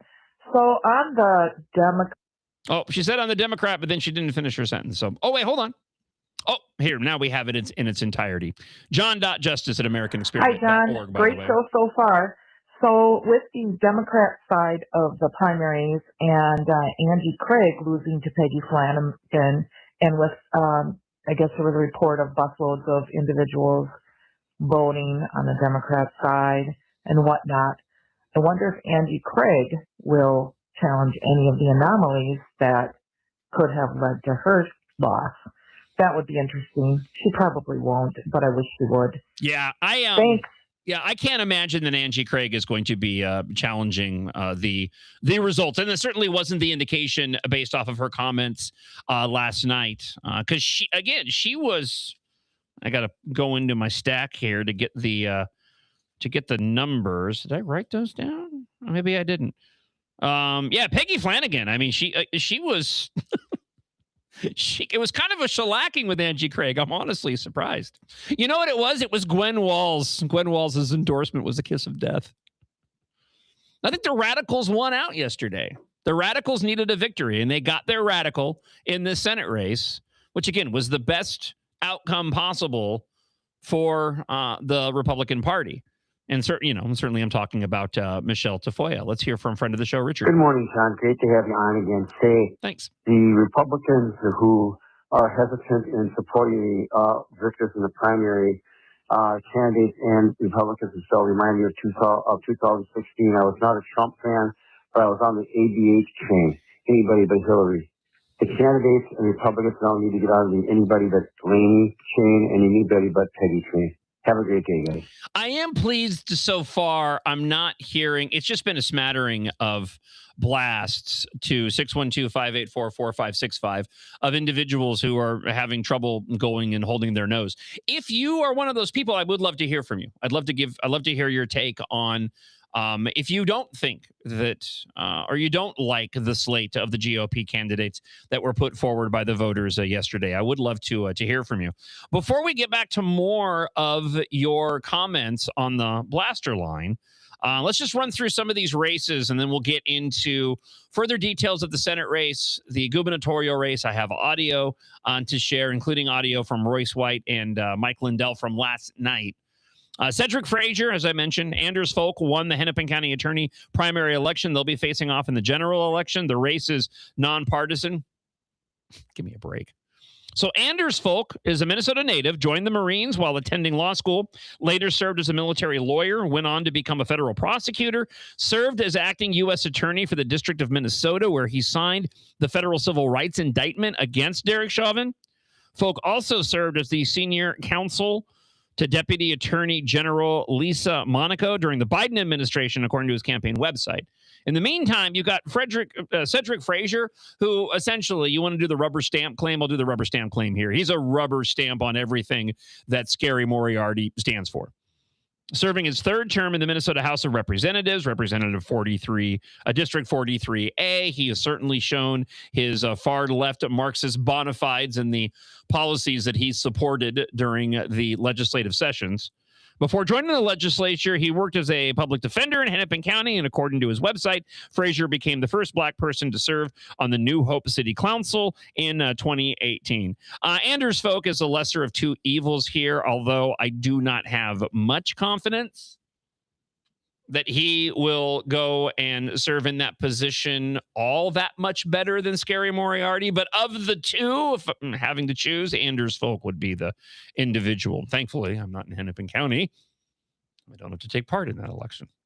Matt Little won the Democrat nomination for Minnesota's second congressional seat, defeating 5 other candidates. The seat is open as Congresswoman Angie Craig pursues the U.S. Senate seat. Minnesota Senator Eric Pratt was the only Republican seeking to represent the South Twin Cities District. On the Democrat side, there were 6 running for the seat. The former Lakeville mayor, former Minnesota State Senator Matt Little, he won the nomination, defeating State Senator Matthew D. Klein and State Representative Clea Berg. Again, this is going to be a fun watch because Matt Little is a weirdo. If you're on X, go find his feed on X and just enjoy, because he is a strange and beatable dude in this election. At Farm Fest, they were talking about healthcare, mental health issues, and televisits, and he had this comment during one of the debates last week at Farm Fest. Again, this is the DFL choice for Minnesota's 2nd Congressional District, Matt Little, last week. We're going to need your help on, because I can't envision my grandpa hopping on, him ever hopping on a Zoom meeting to talk about his mental health. I can't imagine my aunt hopping on to talk about her mental health, who runs the farm now. That's just not going to, in this moment, that's not going to happen. So we're going to need your advice on how to make that acceptable to ask for help. But again, I think it comes back to access. Even if you got insurance that you can afford, if you got nowhere to go, it doesn't matter. And when it comes to mental health, the power of being there with a person is deeply important, not just looking at a video screen once a week. That human contact is very important, especially in rural areas when people are a bit more isolated. So let's put the funding in there. Let's pass Medicare for all so that everybody can get the access to the care they need. I don't want to wipe out too hard on his comments here, but I completely disagree, especially for individuals in rural areas. Televisits, and especially for mental health, are incredibly beneficial. I would be curious to know, and again, I don't want to wipe out on his comments too hard here, but when I heard them, I was like, dude, why are you pushing back on televisits? I do televisits. I do yearly checkups because of my heart issues. And I'd much rather do a televisit as a follow-up after getting my yearly echo or CT scan, because there's really no need for me to go in to see the doctor, because I can do my blood pressure at home. We just need to have a discussion based off of the results. And especially when it comes to mental health, I'm not downplaying the benefits of being there in front of somebody, but an issue wherein you need to go and get some help, especially faster than you typically would be able to even get an office visit, then no, telemedicine is incredibly beneficial. So I would be curious to know what the context was with that, but that just stuck out to me. It seemed like a really ridiculous line of thinking. That said, that's like the least weird thing about Matt Little. Again, go check out his feed and you can see for yourself. All right, we'll turn our attention over to the other races in a moment, but let's get back to some of your thoughts of this morning, letting your voice be heard here on the John Justice Show, presented by American Experiment. Yeah, we've got a better chance of getting National Republican Senatorial Committee money now that Mitch has got one foot in the grave and one foot on a banana peel. It just depends on his adopted son, Thune's attitude. Thanks, John. Good job this morning. Yeah, and I believe, if I'm not mistaken, it was Lindsey Graham, a relative of Lindsey Graham, or maybe even his daughter, that ended up winning the primary in his seat. I saw it in passing, but I was so focused on gathering the information relative to us here in Minnesota that I didn't get into the details of that. Just more primary results from last night. But I know it was a relative of Lindsey Graham that ended up winning the primary to take over his seat. Hey, John, I'm going to take a frenemy approach this morning. I live over here in Wisconsin. Having hung out is the best thing. We can't risk having the worst, most dangerous possible candidate in. Good God, the woman said that she hated cheese curds. That'd be like a Minnesotan saying they hate the state fair and they want to give up the Vikings to become Packer fans. Well, we dodged one bullet. Now Tom Tiffany has to do his. Have a great day, John. Thank you. Yeah, I mentioned this earlier. I think that Hong in Wisconsin was the more beatable candidate, but I absolutely understand your argument of do we want to risk it? It's not like David Crowley is going to lead less progressive than Francesca Hong would have in Wisconsin. She is more aligned with probably passing more extreme policies, but they're probably not all that far off the mark off of David Crowley. I think that Tom Tiffany is going to be a really strong candidate, and I look forward to the next time that I have a chance to speak with him on the show. And like I said, hopefully that will be on tomorrow's show as we continue to get to your comments on the Blaster line. Hey, morning, John. It's Nathan Chaska. I just want to stop in and say, I personally want Mike Lindell, but Lisa Davis is a candidate. And so we got to get behind her to defeat Amy Klobuchar and the swamp and fix what's going on in Minneapolis with all the crime, the homelessness, sex trafficking, and everything else.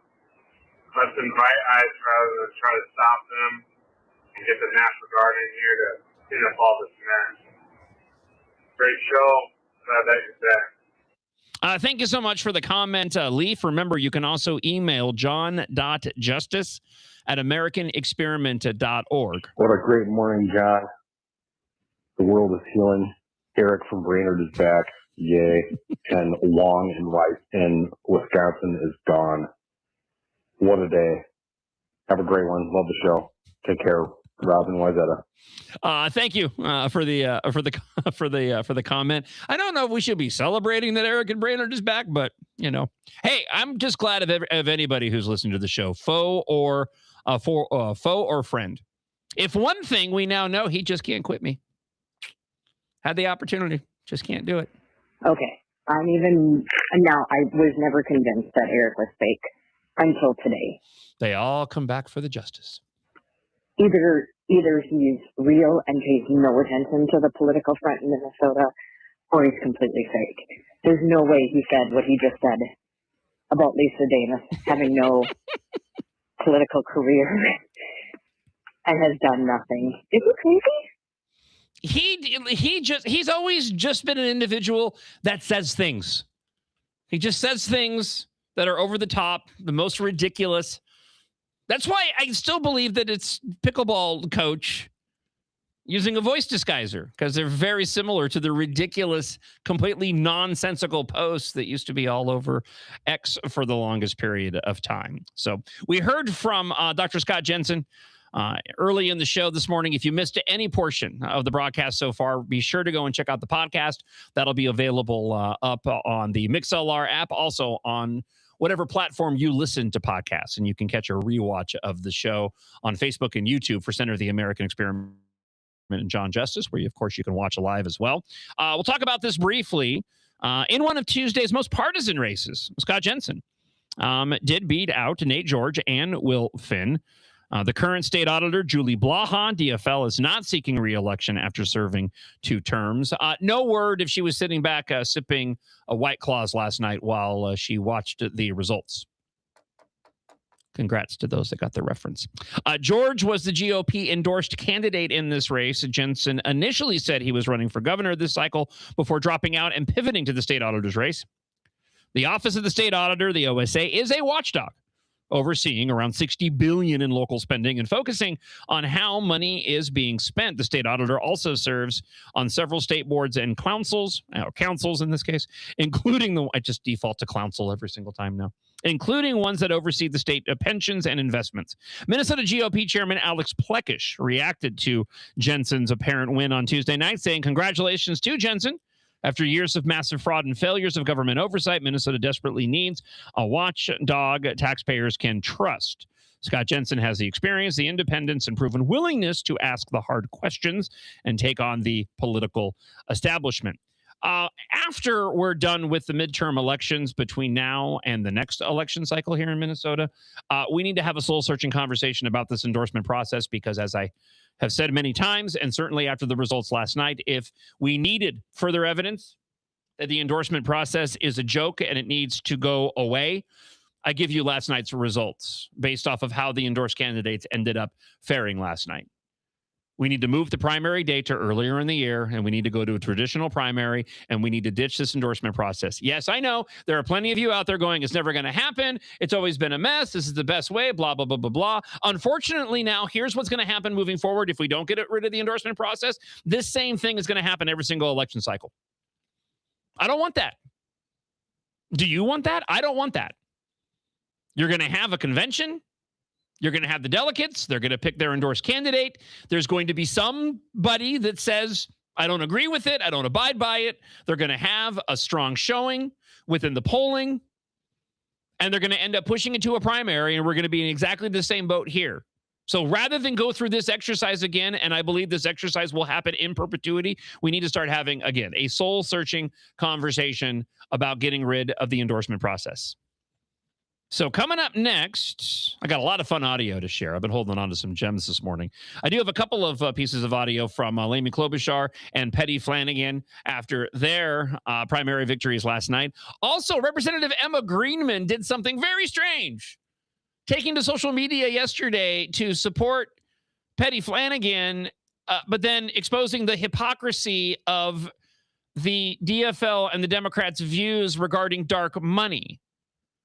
Plus, I'll share with you the latest coming from a couple of losing candidates last night, Royce White in the Senate race, Mike Lindell in the gubernatorial race, and wherein Mike Lindell, at least at the time when I started the show this morning, said that he would not be conceding because of apparent anomalies that took place. And I have audio evidence from last night to share with you from Mike Lindell coming up in just a moment on the show.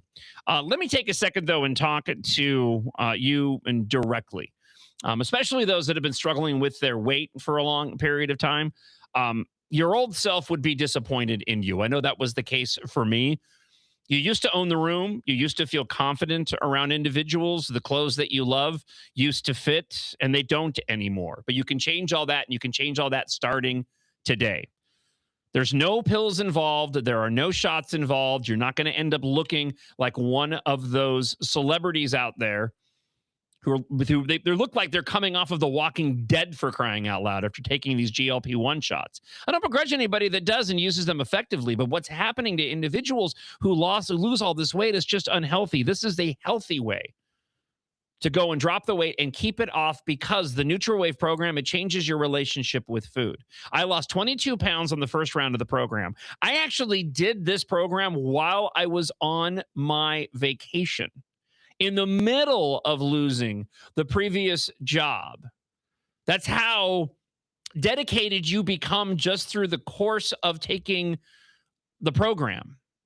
You see the results so quickly that it's encouraging to you. And just through the process of the program, you change your relationship with food, because I ended my diet, lost 22 pounds, and went back to not being on a diet. I didn't put a pound back on. But I'm doing another round because I know that I can even lose more weight to get to what my body is supposed to be at in terms of my weight for a guy that's 54 years old and 6'1". It's an incredible program. I hope you'll take advantage of it.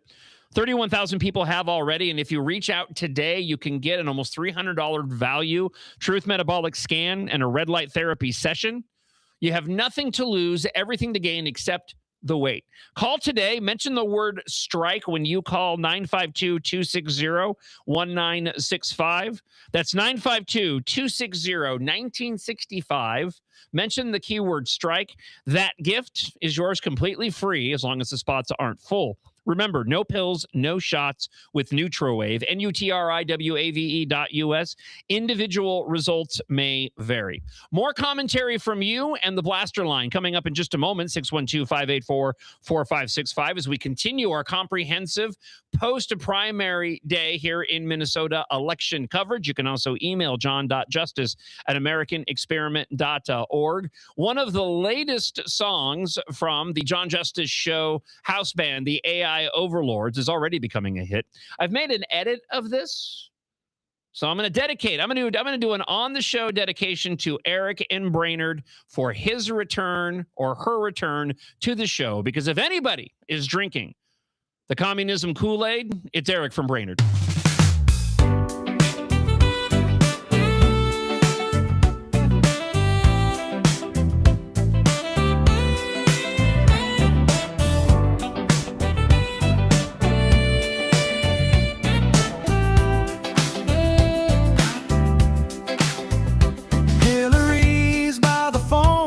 With a careful, worried look, reading every headline like a line she didn't book. She sees the banner shift, she hears the easy cheer, and the whole old playbook starts to fog up in the rear. Now the table's turning slow, with a polished, patient glow. Everybody in the room feels the current start to grow. Communism Kool-Aid, sipping by the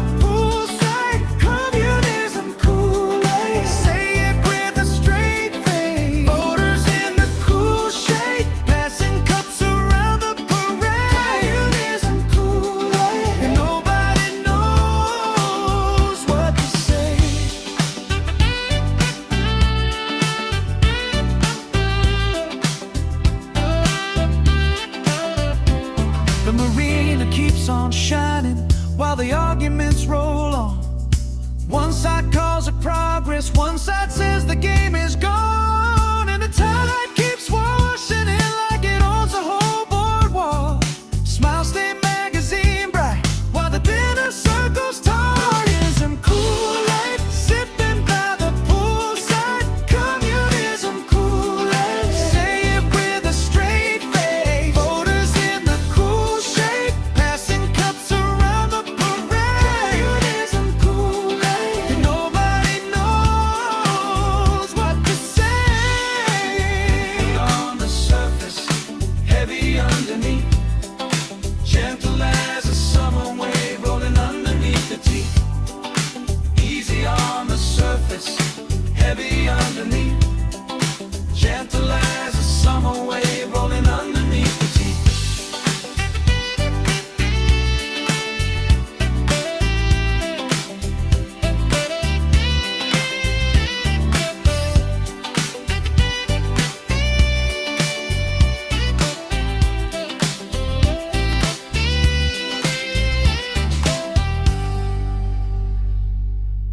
Overlords, the John Justice Show, presented by American Experiment House Band.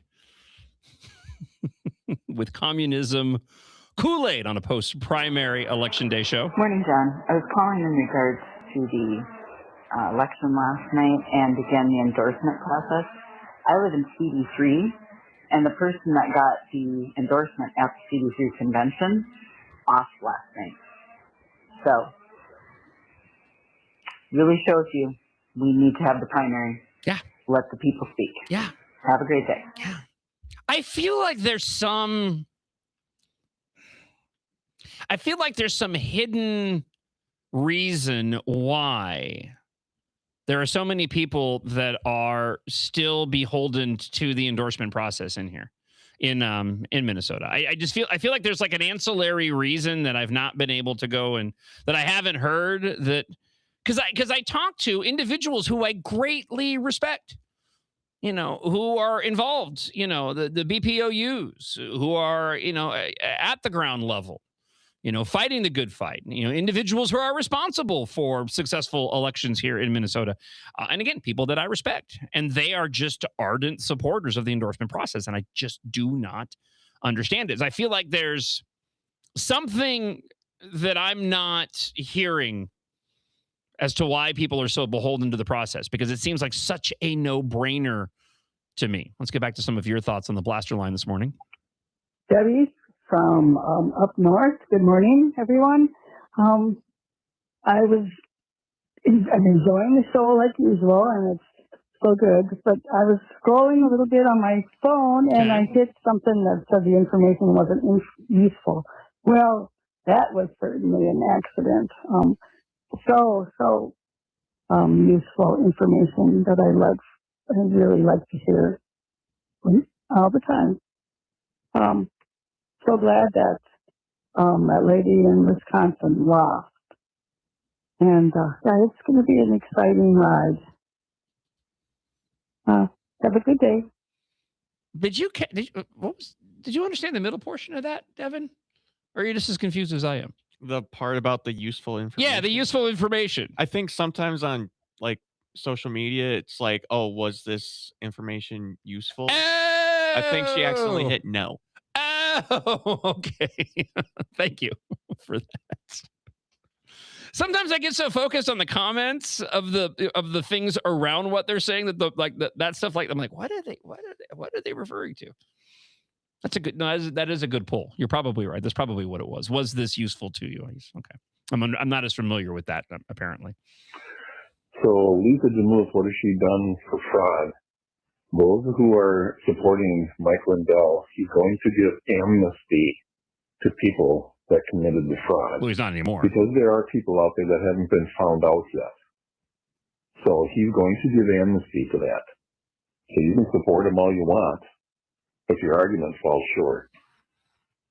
So I think if we do one thing, if there's one thing that I want to accomplish this morning, and that is to just drive home Lisa Damuth. I just want to drive that home, Lisa Damuth. I am the last person that should ever be giving anybody a hard time for the mispronunciation. See, I can't even get through that word. Through mispronouncing words. That being said, Lisa Damuth, if we're going to get anything right this morning, let's try to at least get that right. Hey, John, friend of the show, Barry here. Hi, Barry. And what an amazing night. Very happy with the results. I think we're exactly where we need to be.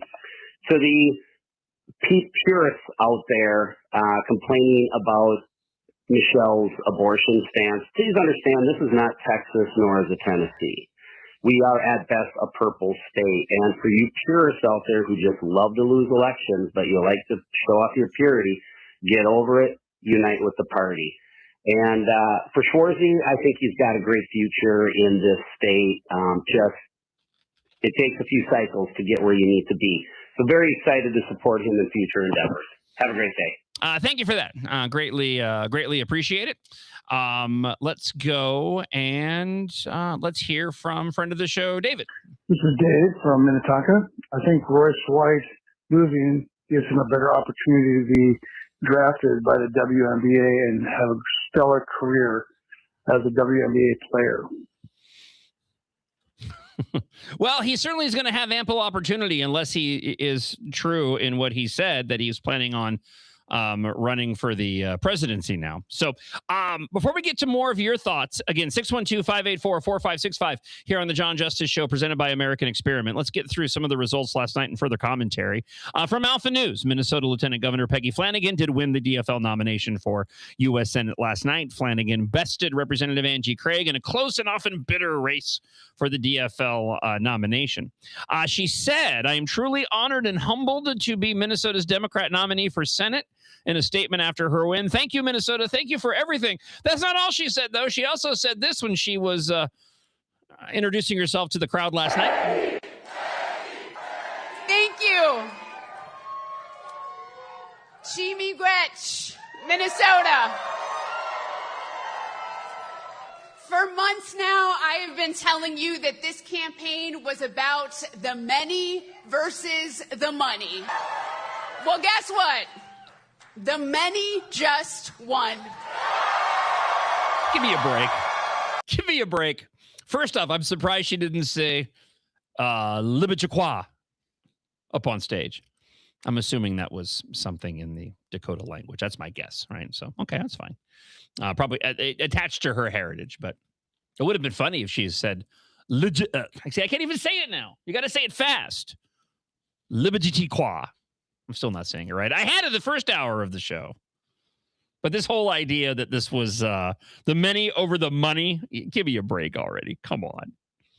During the primary, Flanagan attacked Craig for voting in favor of the Laken Riley Act. Craig eventually said she regretted the vote for the Laken Riley Act, routinely attacked the Trump administration. And ICE trying to appeal to the DFL's anti-ICE voter base and to compensate for Flanagan's attack. But last night, it proved to not work out.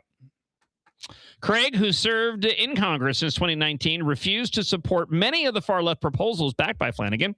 Through the campaign, Craig argued that she was more electable than Flanagan and was the best candidate to keep the seat in DFL hands. Angie Craig, come on over to the dark side. Get behind Michelle Tafoya. You know you want to. You know you want to throw your support behind Michelle. Manifest it. I was doing some manifesting yesterday outside the show. I had made a comment. I don't want to say what it was, but I was making a comment about people posting on X, and like the moment, like within seconds of me saying it, that person went and posted on X. I was like, wow. I tried to manifest $1 million falling from the sky, but it didn't work. The four-term congresswoman also went on the offensive against Flanagan, accusing the lieutenant governor of benefiting from campaign contributions made by a company that builds ICE detention facilities.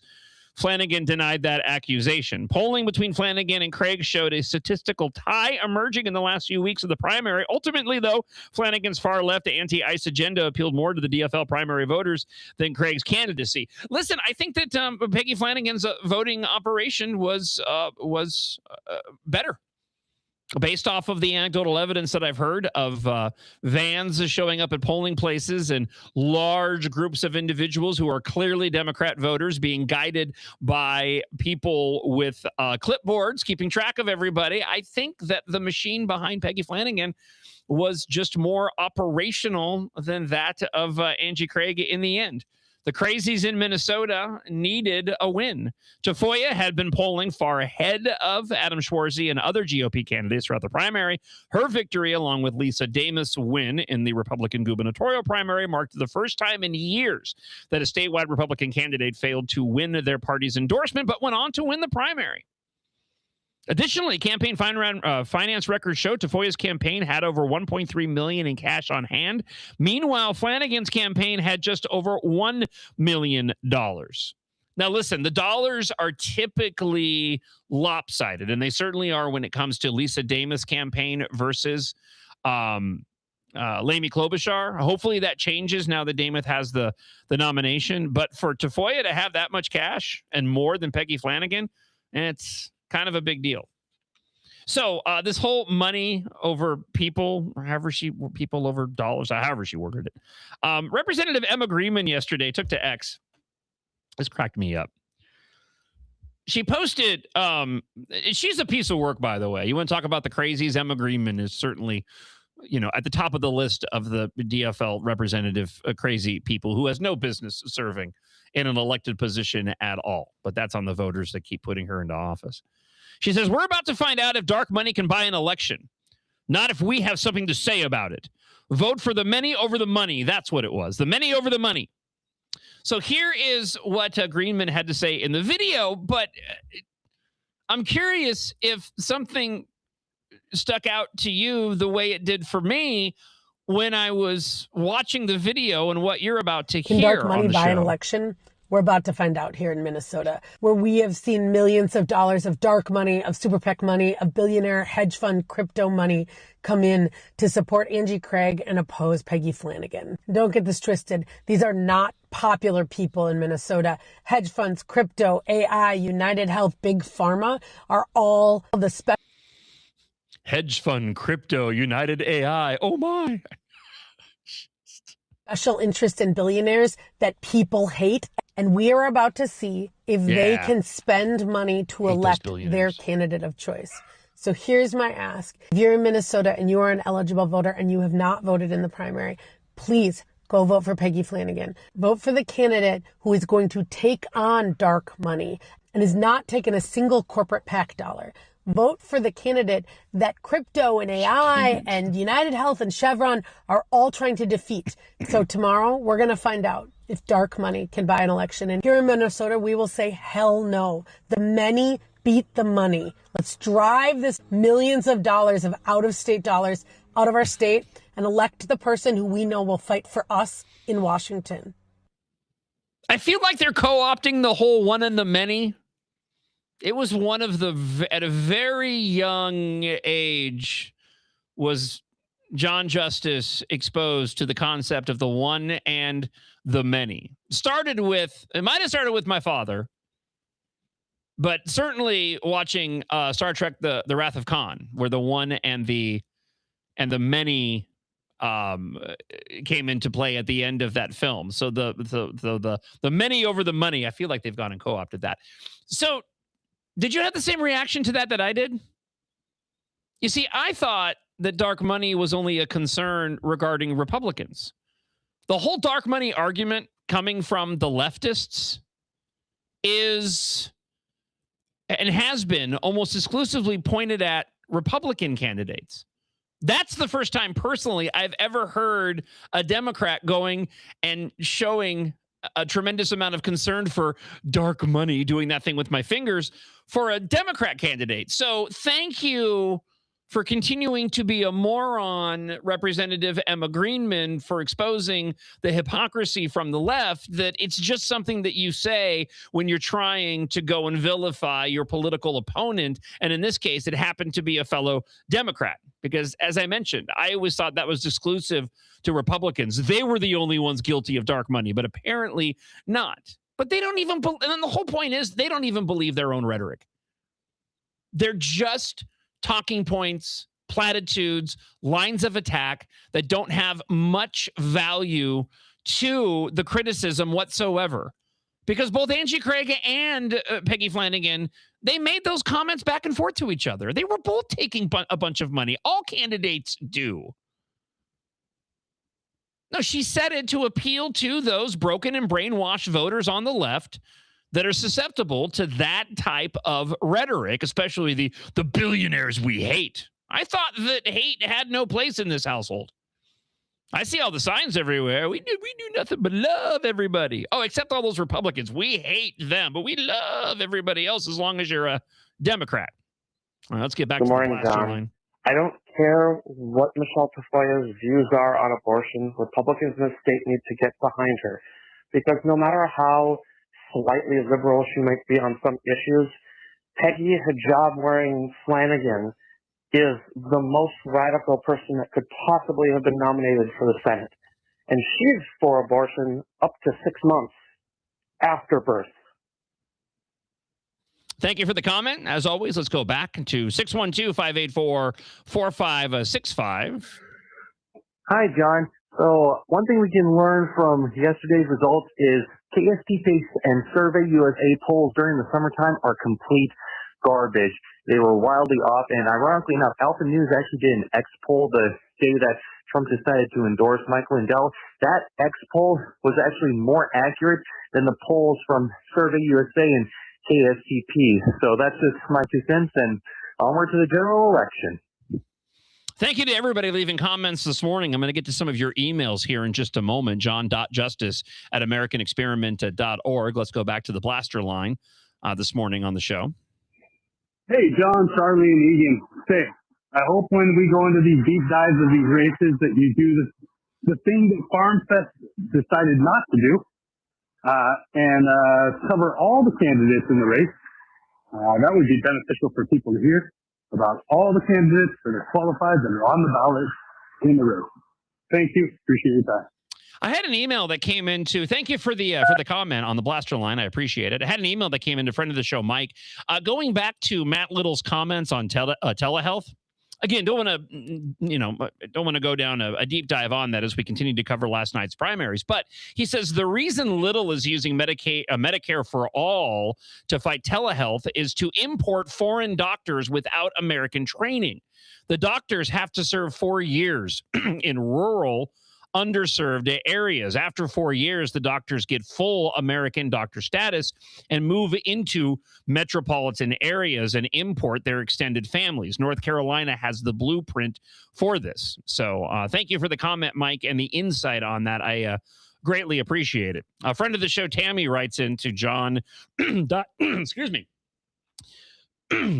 .justice@AmericanExperiment.org and says, the money versus the many? Are you kidding me? She was lieutenant governor through the fraud. So since she brought money up, show us the money. Show us your previous job how your previous job allowed the fraud to grow while fanning the flames of racism. Thank you for the comments. Again, if you would like to leave one, john.justice@AmericanExperiment.org. Let's go back to the blaster line at 612-584-4565. So I voted for Schwarzy and Nate George, and they didn't win the primary, but I'm still happy with the outcome. And I think, can we get off of talking about Mike Lindell? He didn't win. He can't answer a question concisely or even answer the question that was asked. As far as Michelle Tafoya, not my first pick because of some of her policies. However, it's head and shoulders better than the alternative. And if people will vote for the Republican ticket, then you're part of the problem, because then we're stuck with much worse. Again, 612-584-4565. If you want to leave a comment on the blaster line this morning, we have a lot more to get to on the show. Let's get into the gubernatorial primary race, because there is controversy coming out of last night that I want to share with you as we get ready to head in to the third hour here on the John Justice Show, presented by American Experiment. Lisa Demuth, as we've been talking about, Speaker of the Minnesota House of Representatives, did win the Republican nomination for governor, defeating Mike Lindell and Kendall Qualls. Demuth, who ran on a platform of rooting out the fraud, lowering taxes, and improving education, will face Senator Amy Klobuchar in November. Klobuchar, who secured the DFL nomination, is viewed as the favorite due to Minnesota's leftward lean, although I am very curious to see what the polling data says now that we are past the primary. This is a little bit of Amy Klobuchar, just as a warning, from last night during her victory, doing that thing with my fingers speech. In Minnesota, trust is not given. It's earned. That trust comes with an expectation, which is results. Results that you can see and feel in your life. Results in making life more affordable, making our government work, and getting rid of the fraud. She's speaking from a script. And again, I know that there might have been GOP candidates during their victory speeches that did this. And if they did, it's kind of a bummer. It's not that big of a deal. It stuck out when I saw Amy Klobuchar's comments, because in a victory speech like that, why do you need a speech? You're in that in-between phase. Like if you're running in a primary and you're giving, a speech at an event, I understand. You want to have the comments in front of you. You want to be able to hit the points. You don't want to miss anything. If you're in the general election, the same thing is true. But for a primary, you're in that in-between spot. You're heading into the general. You've got the victory now. You should be able to stand there without a script in front of you, speak to the crowd open and honestly. And Amy Klobuchar apparently wasn't capable of doing that. And on top of that, I just don't buy any authenticity in what she's saying. I feel like she's just going through the motions. And maybe that's a part of it. Maybe it's less about her and her reading off a script in her victory speech, doing that thing with my fingers, and more that I just don't feel any authenticity coming off of the way that she's delivering her pre-written lines. Results in expanding our economy with a growth agenda. Results that will transform our government. And yes, I will be a transformative governor.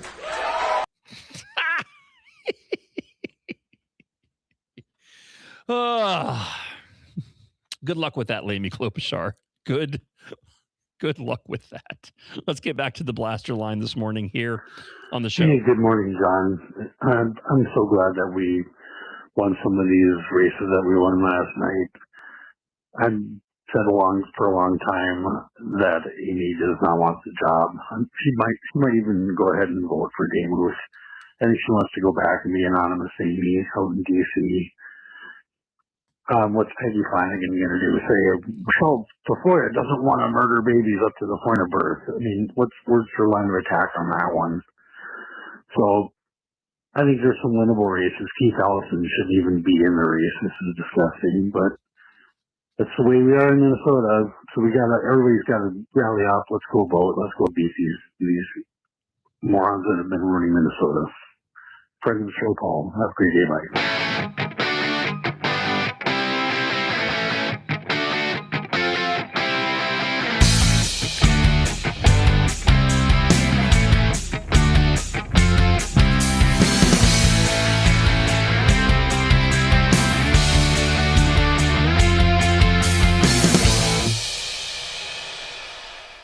Hour 3, welcome to it. It's the John Justice Show presented by American Experiment and AmericanExperiment.org. You can listen to the show at AmericanExperiment.org. I encourage you to download the MixLR app, where you can listen to the show live Monday through Friday, 6 until 9 a.m. And also, I want to mention, too, that with the app, you can follow the show on the app. You don't have to, it's a free app. You don't have to pay for anything. I believe you do have to go and make a profile if you decide you want to follow the show. And I would encourage you to do that because we have a lot planned for the show moving forward, especially the way that we are broadcasting the show. And yes, you can use broadcast if you're not on terrestrial radio. I looked it up. Webster said so. But because of the way that we are disseminating, broadcasting the show, it provides us the opportunity that if there is ever breaking news, I can immediately go live whenever I want to, which is a luxury I did not have before. I can even do so from home. So if you download the MixLR app, I would just encourage you to create a profile, follow the show on the app. That way, whenever we go live, if there's ever breaking news, that's the plan, to be able to, because it's something that I've always wanted. We created an app years ago. Myself, my dear friend Drew, may he rest in peace. I know a friend of yours, former producer Samantha Sansevier, and a few other notables on the show. We had all got together and created an app. We called it Blaster, and it was essentially audio Twitter. Unfortunately, the company that created the app ended up going belly up because they got hacked, and we lost all the proprietary information to it. But the whole point of the creation of the app was the very thing that I just mentioned. Is that oftentimes there'll be massive breaking news and I have no source to go to hear commentary about that breaking news right then and there. With what we're doing here at American Experiment, it gives us the opportunity to do that now. So even if I can't go and find content to listen to on a breaking news story, I can go and be that content for other individuals. You can also watch the show at MN Think Tank on X, also YouTube and Facebook. The shows are posted afterwards if you miss any portion of them on the app as well. Also on my personal John Jon Justice Facebook and YouTube pages as well. So getting back into the primary results for last night, I'll just tell you my quick takeaway for those that are just arriving. Based off of the winners last night for the GOP and the winners for the DFL, I feel like the Republican Party here in Minnesota is poised to win the statewide races for the first time in forever. Since certainly I've been here, based off of the candidates that were chosen by the voters for Republicans yesterday and the slate chosen by the DFL. I think these are the most beatable for these GOP candidates of those slate of voters. And I am very interested to see, given the choices, Elisa Damuth, Michelle Tafoya. You look at Eric Pratt going against Little. You look at Scott Jensen for auditor going against Philip Hovich. You look at Ron Schutz versus Keith Ellison. I do believe Tad Jude in the Secretary of State race. Haven't mentioned him against Steve Simon. There was no contest there. But given the slate of Democrat candidates, I think Republicans are in the best position that I have ever seen to win these statewide elections. The question is there going to be anything that's going to trip up the Republican Party? We're already seeing some inklings of that based off the results of some of those candidates on the GOP side that lost yesterday. And that's something that we'll be diving into this hour on the show. And of course, we'll continue to go and take your comments this morning, john.justice@americanexperiment.org, or you can go and leave us a blast. 612-584-4565. Again, 612-584-4565. I want to continue to hear from you. Hey, John, you think elections are real and you call me ignorant? Well, isn't that special? Hey, Lindell exposed election fraud in 2020. You think he's going to sit down on this one? Oh, hell no. This is why I don't think we're having midterms. Enjoy this show, my friend. So she doesn't think we're having midterms. Okay, so I'm going to hang on to that one. I bookmarked a couple of posts on X so that I could go revisit post a midterm, and based off the results, I'm very much looking forward to when the show is over, going back and revisiting those posts on X. Let's get back to some more of your comments. Good morning, John. Al the trucker here, somewhere in Wyoming. Hey, as a former Minnesotan, I don't have a dog in this fight, but I must say that the 40 years I did spend in Minnesota, and an entire lifetime, it seemed, of milquetoast, boring, uninspiring Republican candidates is over. It's fascinating to watch, and I love seeing what's happening. Good luck to everybody in Minnesota. Hope to God you guys can pull this one off. We go. I feel like the producers here on the John Justice Show, presented by American Experiment, just pulled a magic trick on me because I look over and Devin is gone and Isaac is now sitting in the chair. Good morning, Isaac. Good morning. How you doing, sir? I'm good. How sad do you think Mayor Herr is that we don't get to celebrate a Hong victory on this Wiener Wednesday? Two things. One, haven't mentioned Horny Herd this morning, so I'm glad you brought that up. Thank you. Two, completely forgot it was Wiener Wednesday. I've still dropped the ball on that one. You're absolutely right. And no, I'm pretty sure that Horny Herd is happy that the primaries were yesterday and nobody is talking just about how randy she is. So that's true. So there. Did you stay up late? Did you stay up late last night? I did. Yeah. Yeah, like 1 o'clock. I was following along. The USB sticks, I was locked in, and then I was like, whatever. USB sticks? Yeah, did you not hear? No, what am I missing? Oh my gosh, they like lost or like I don't know. They put the wrong information on the USB sticks last night in Milwaukee County. Oh, okay. So like 5 of the 9 USB sticks that have the votes on them, they downloaded the audit from the USB stick instead of the actual votes. And so at 1 o'clock last night, it was like chaos. Everyone was like, oh my gosh, there was this big mistake and we have to go back and like recount. It was human error, blah, blah, blah. Interesting. No, I missed that this morning.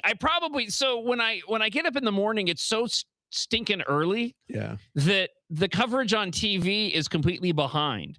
So usually like the replay of Gutfeld is on if I'm on Fox, and then 3 o'clock hits and they go to regular news, but they were still doing pre-recorded programming. They were jumping in with election results.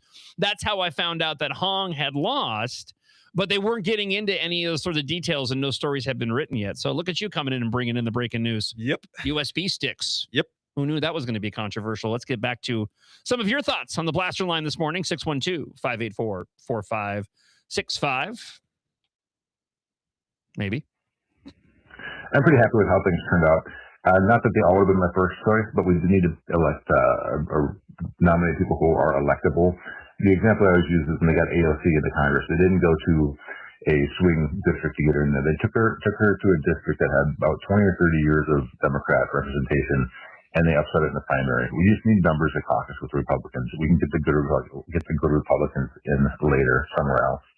Thank you for the comment, Justin. Again, 612-584-4565. Get that locked into your phone. It's how you can talk to us and let your voice be heard here on the John Justice Show, presented by American Experiment, and the email address john.justice@americanexperiment.org.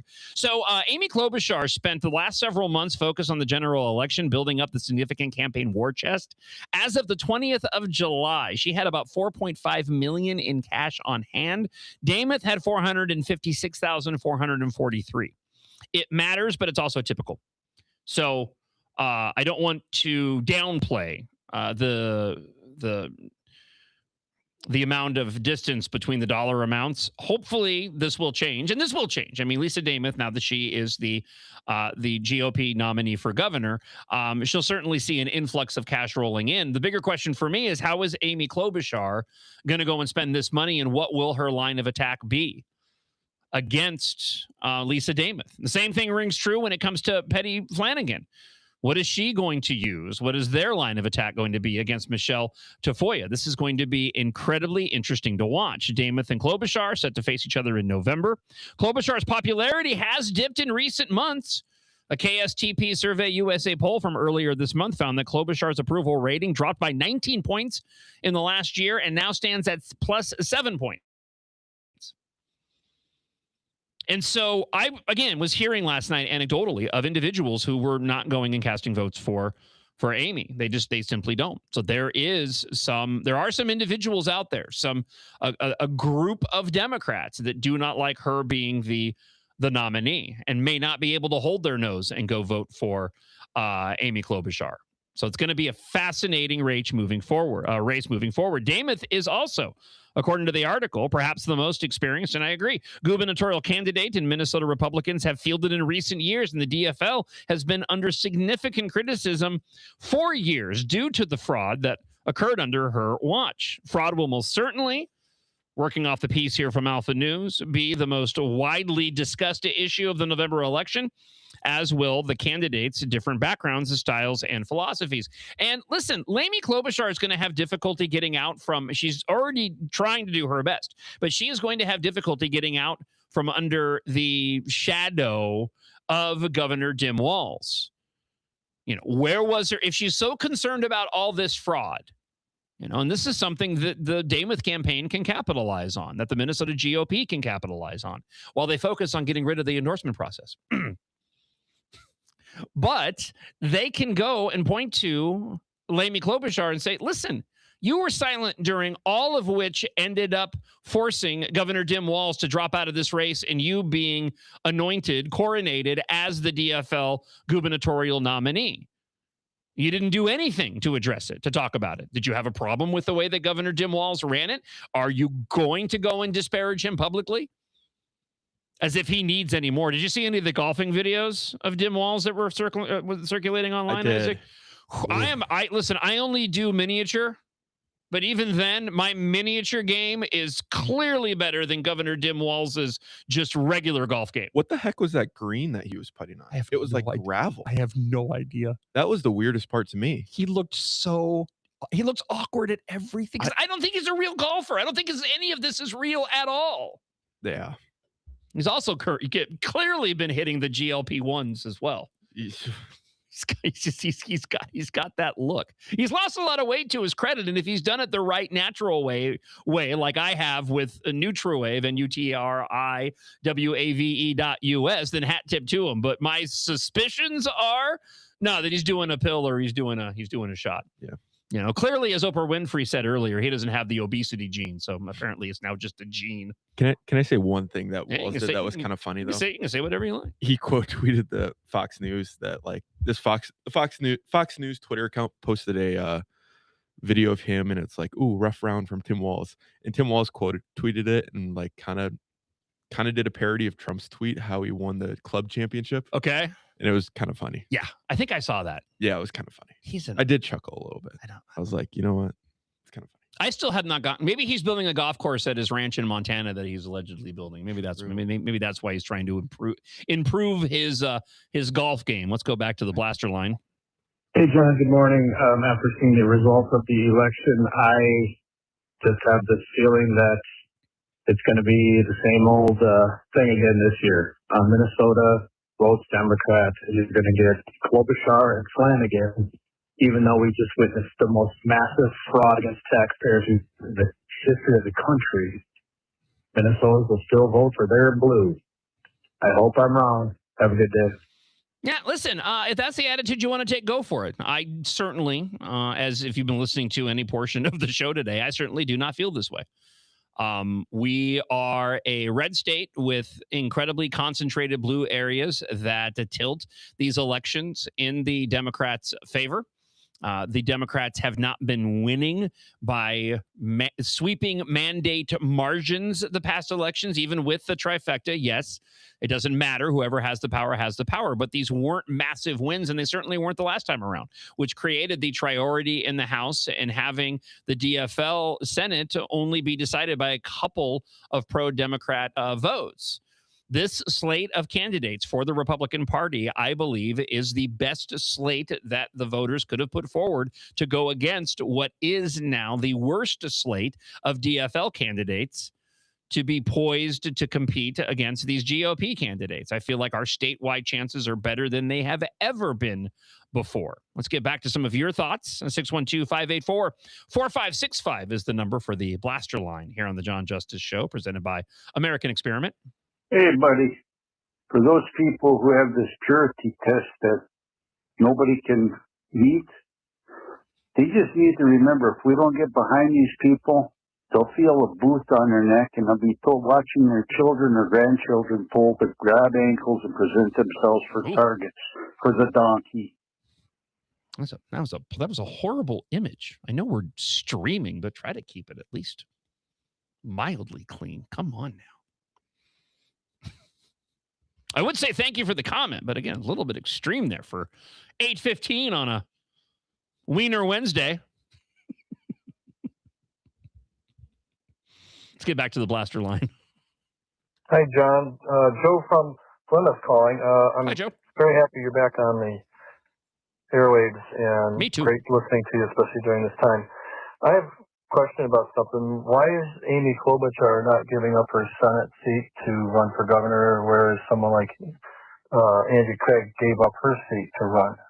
I haven't heard anybody comment on that yet. I don't know. I don't know a definitive answer on that. Isaac, no, anything on that? Anything within Governor Tim Walz's posts as to why that is? Somebody leave a comment on that. I know there is an answer on that. I just do not have it here in front of me. Oh, and clarification of the Lindsey Graham primary race. I want to thank Kathy for providing that information. I mentioned it earlier on the show. It was Lindsey Graham's sister that won, that got the plurality last night in the primary. But in South Carolina, if you don't get 50% plus one, we go yet to another runoff. So she will be running against Ralph Norman, I think, in 2 weeks. And my apologies for calling you Kathy. I'm going off of the transcript here, and there's obviously a lot of married couples, and the wife has their name on the phone list, and so I keep calling people. No, it could be Kathy. It's 2026, Sean. You're my continuity director this morning. I appreciate that. I appreciate that, Isaac. Let's get back to the blaster line at 612-584-4565. Hey, John, just glad to have you back on the airwaves of sorts here in Minneapolis. I do hope that you're able to counterbalance the mushy middle of the Democrat communication organs here in the Twin Cities with the Star Tribune and whatnot. Let's get you promoted out there, get some billboards up. Kudos to Center for American Experiment for getting you back on me. Thanks. Yeah, Isaac, let's get some billboards up. Deal. I want electronic billboards that just rotate different images of me. I like it. He can make the check out to American Experiment. Yeah, that'd be great. Or me, if you would like. You know what? If you want to see billboards, make a donation by going to AmericanExperiment.org. Go to my page. You'll get a free hat out of the deal, and maybe we can actually get some billboards up. That's a good plug. Yeah, thank you very much. I'm good. I've been doing this a while. Yeah. Some even want to go so far as to say that I'm a professional. I'm not going to go so far as to say that, but some people I won't go so far as I to won't say either. that. Good morning, John. This is Matt from Apple Valley. I voted for Lisa. I'm glad she won, Lisa Davis. I had preferred originally Kendall Qualls. I hope Lisa reaches out and brings Qualls into her administration, maybe in Health and Human Services. That would be fabulous. Have a good day, John. Well, and I hope all of these candidates in the primary that didn't win get behind the candidates. And unfortunately, I'm seeing some evidence that that's not going to be the case, especially for the individuals that it really needs to be the case.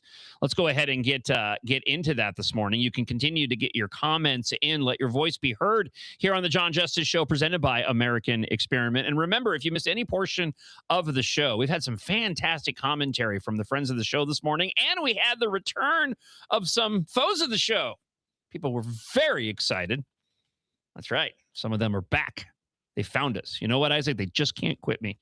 Finally. That took them long enough to find us. That's the takeaway. Well, you know, technology gets in the way. Yeah. Probably had to have somebody go and show them how all of this stuff works.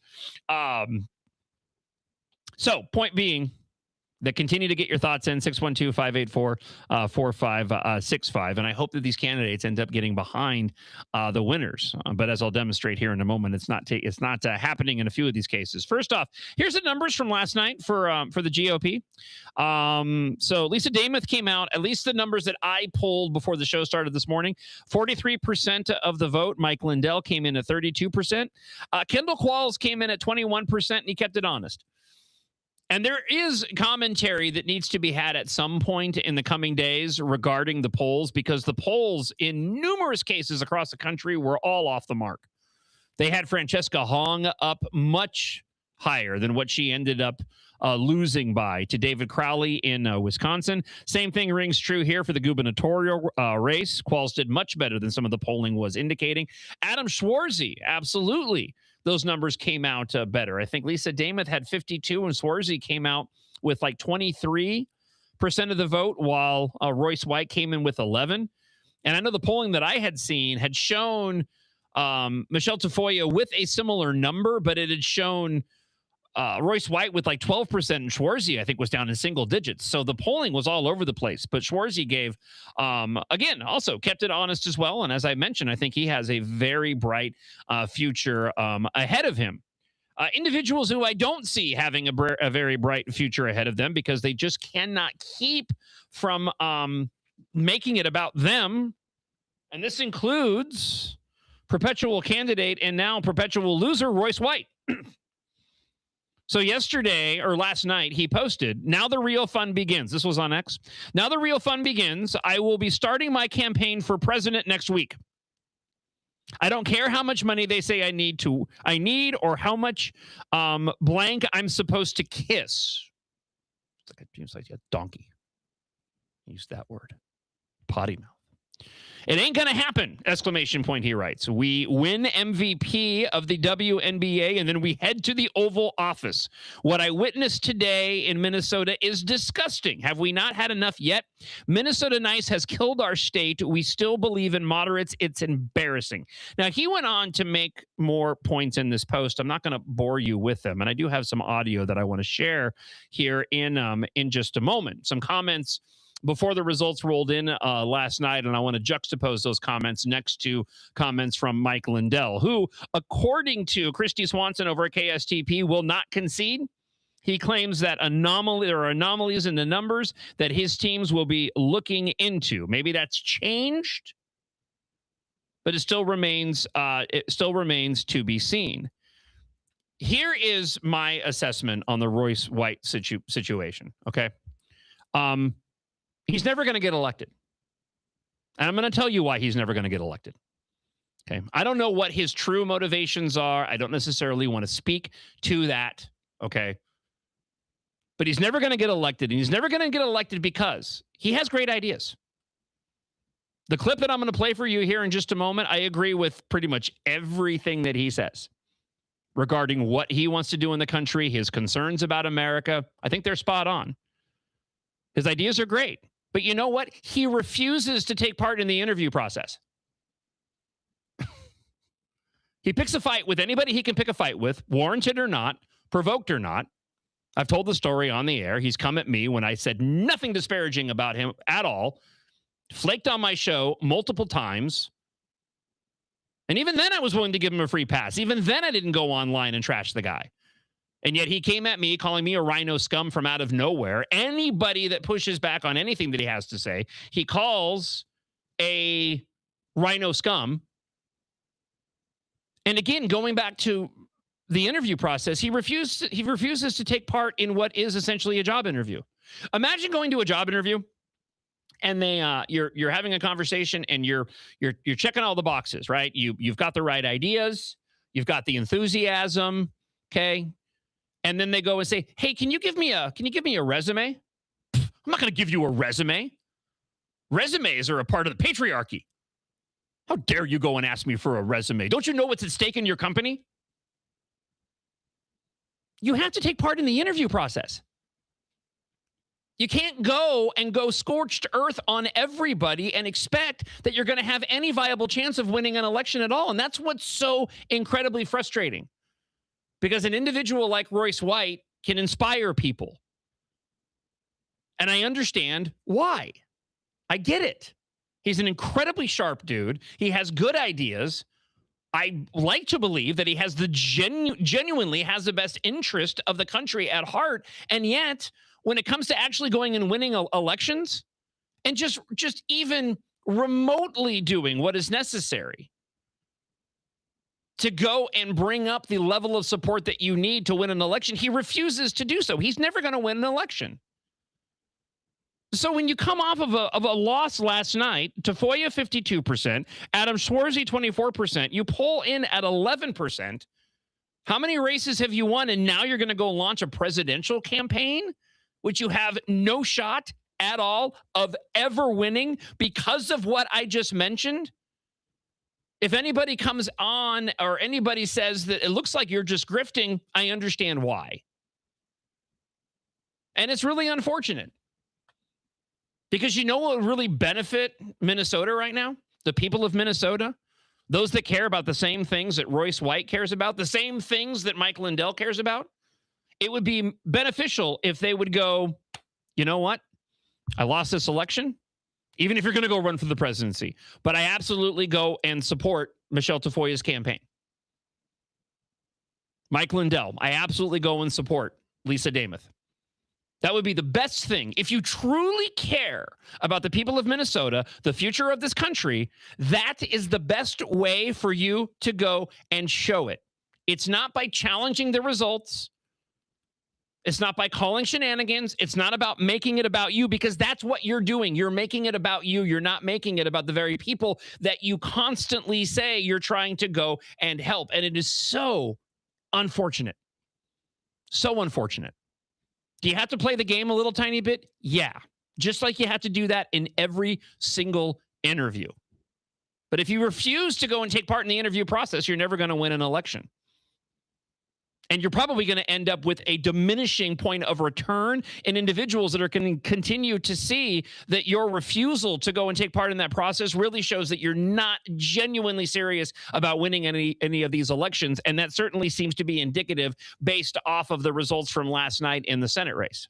Here's a little bit about what Royce White had to say before the results came in. Here with the legendary Royce White, who This was on Lindell TV online, by the way. Who is running for the U.S. Senate for the state of Minnesota. Yes. Well, congratulations. You've put in a lot of great work. How are you feeling tonight? I feel great. Look at this party. I mean, the support. This is an ongoing battle. This is going to be a long fight to save this republic. Hopefully we can shorten it by electing great patriots such as Mike Lindell, which is why I begged him to run. I mean, I begged Mike. I said, Mike, you got to get in this race, run for governor. I need your help, brother. And if Mike Lindell gets the win tonight, I consider that a win up and down the board.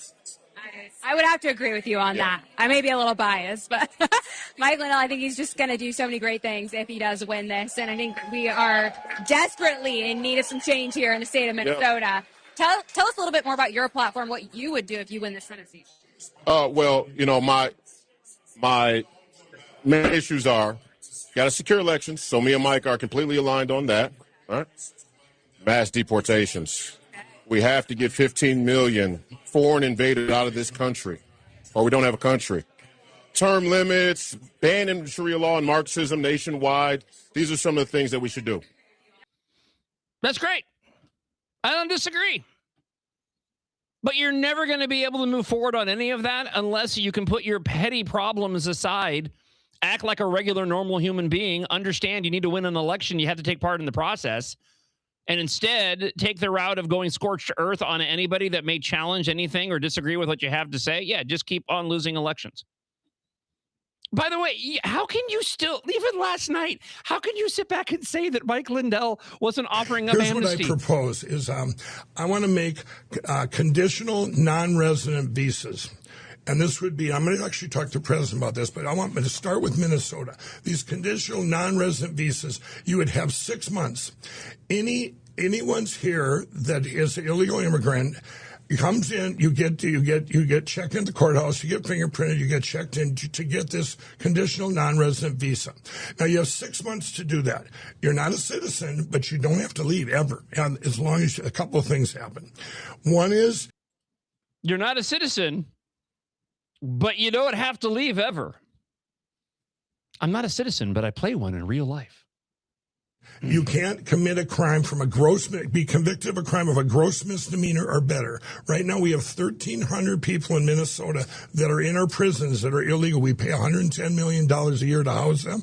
They need to be shipped out. Okay. Yeah, but the president is not going to go for this. Let me finish the plan, Esme. So you have this, and now. It's like the one moment where I actually agree with Esme Murphy. It's like, yeah, Esme's right. The president's never going to go along with this.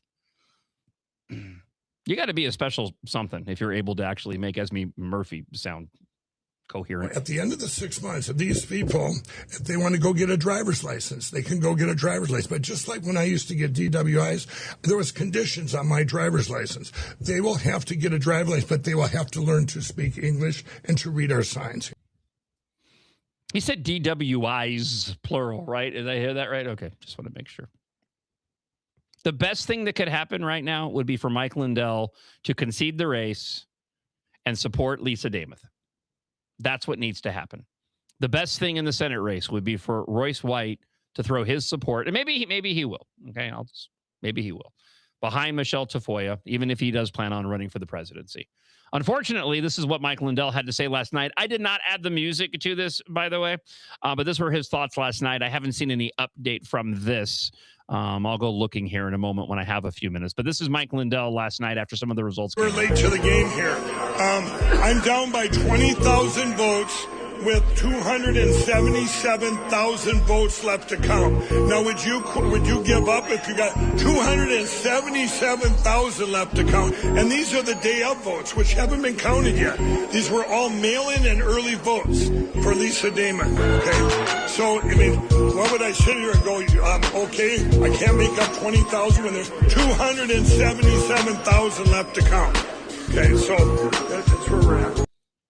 All right, I said my piece regarding the individuals who didn't win last night. Let's get back to more of your thoughts here on the John Justice Show presented by American Experiment. If you want to leave us a blast, somebody just emailed me, john.justice@americanexperiment.org, and said that individuals who consistently leave blasts should be called master blasters. That is a thing that could happen. Not saying that it's going to. I'm just saying that of things that could happen. It's one of the most ideas I've heard. That is an idea. I appreciate all the ideas. Hey, John, Charlie, and Egan. Say the people that are running the BPOUs and supporting the endorsement process are the ones that are choosing who the candidates are, and then they're, forcing everybody to go along with it by holding people to some constructed mandate of have to abide by the endorsement process. I agree. Go straight to primaries.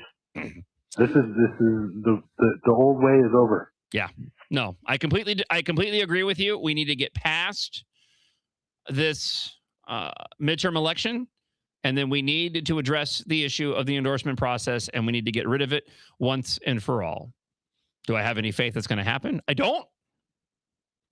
But who knows? Maybe this show will become so powerful it can go and sway the hearts and minds of individuals who are hanging on so desperately to that ridiculous and antiquated process. John, Royce White has been running for office in this state for 20, 30 years. As far back as I've been paying attention, I've been hearing his name. Thank you for that, Jeffrey. I appreciate it. Let's get back. More thoughts on the endorsement process. Oh, before I get there, though, I'll keep him anonymous right now.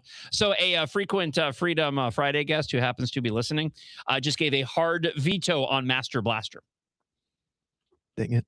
I think so Catherine's the wild card. I think for other individuals, I need to bestow upon them the title of the word police of the show, because they typically have very strong opinions about certain terminology on the show. So it's good. I like that. Look, I like to entertain all views and opinions, and I'm not saying that even I was on board with Master Blaster, but it was a very hard veto that came in via my text just a moment ago here on the John Justice Show, presented by American Experiment. Let's get back to more of your thoughts from the Blaster line this morning. Good morning, John. Pat up in Aiken. I'm part of the BPOU, DC8. My thoughts on the endorsement process is that these candidates actually come up and talk to us. And so the BPOUs tend to have a personal relationship with these people. I did go see Lisa Damas, but I had to go out and search her. I had to go search her out.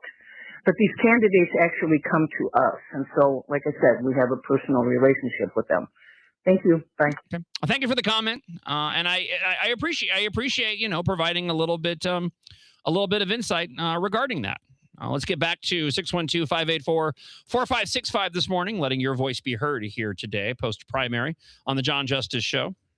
Good morning, John. Love that I get to hear you again. One thing I haven't heard you talk about, and I'm hoping we can talk more as we get to November, the difference in quantity of voting between the Democrat Party and the Republican Party. 300,000 plus more Democrats voted than Republicans voted.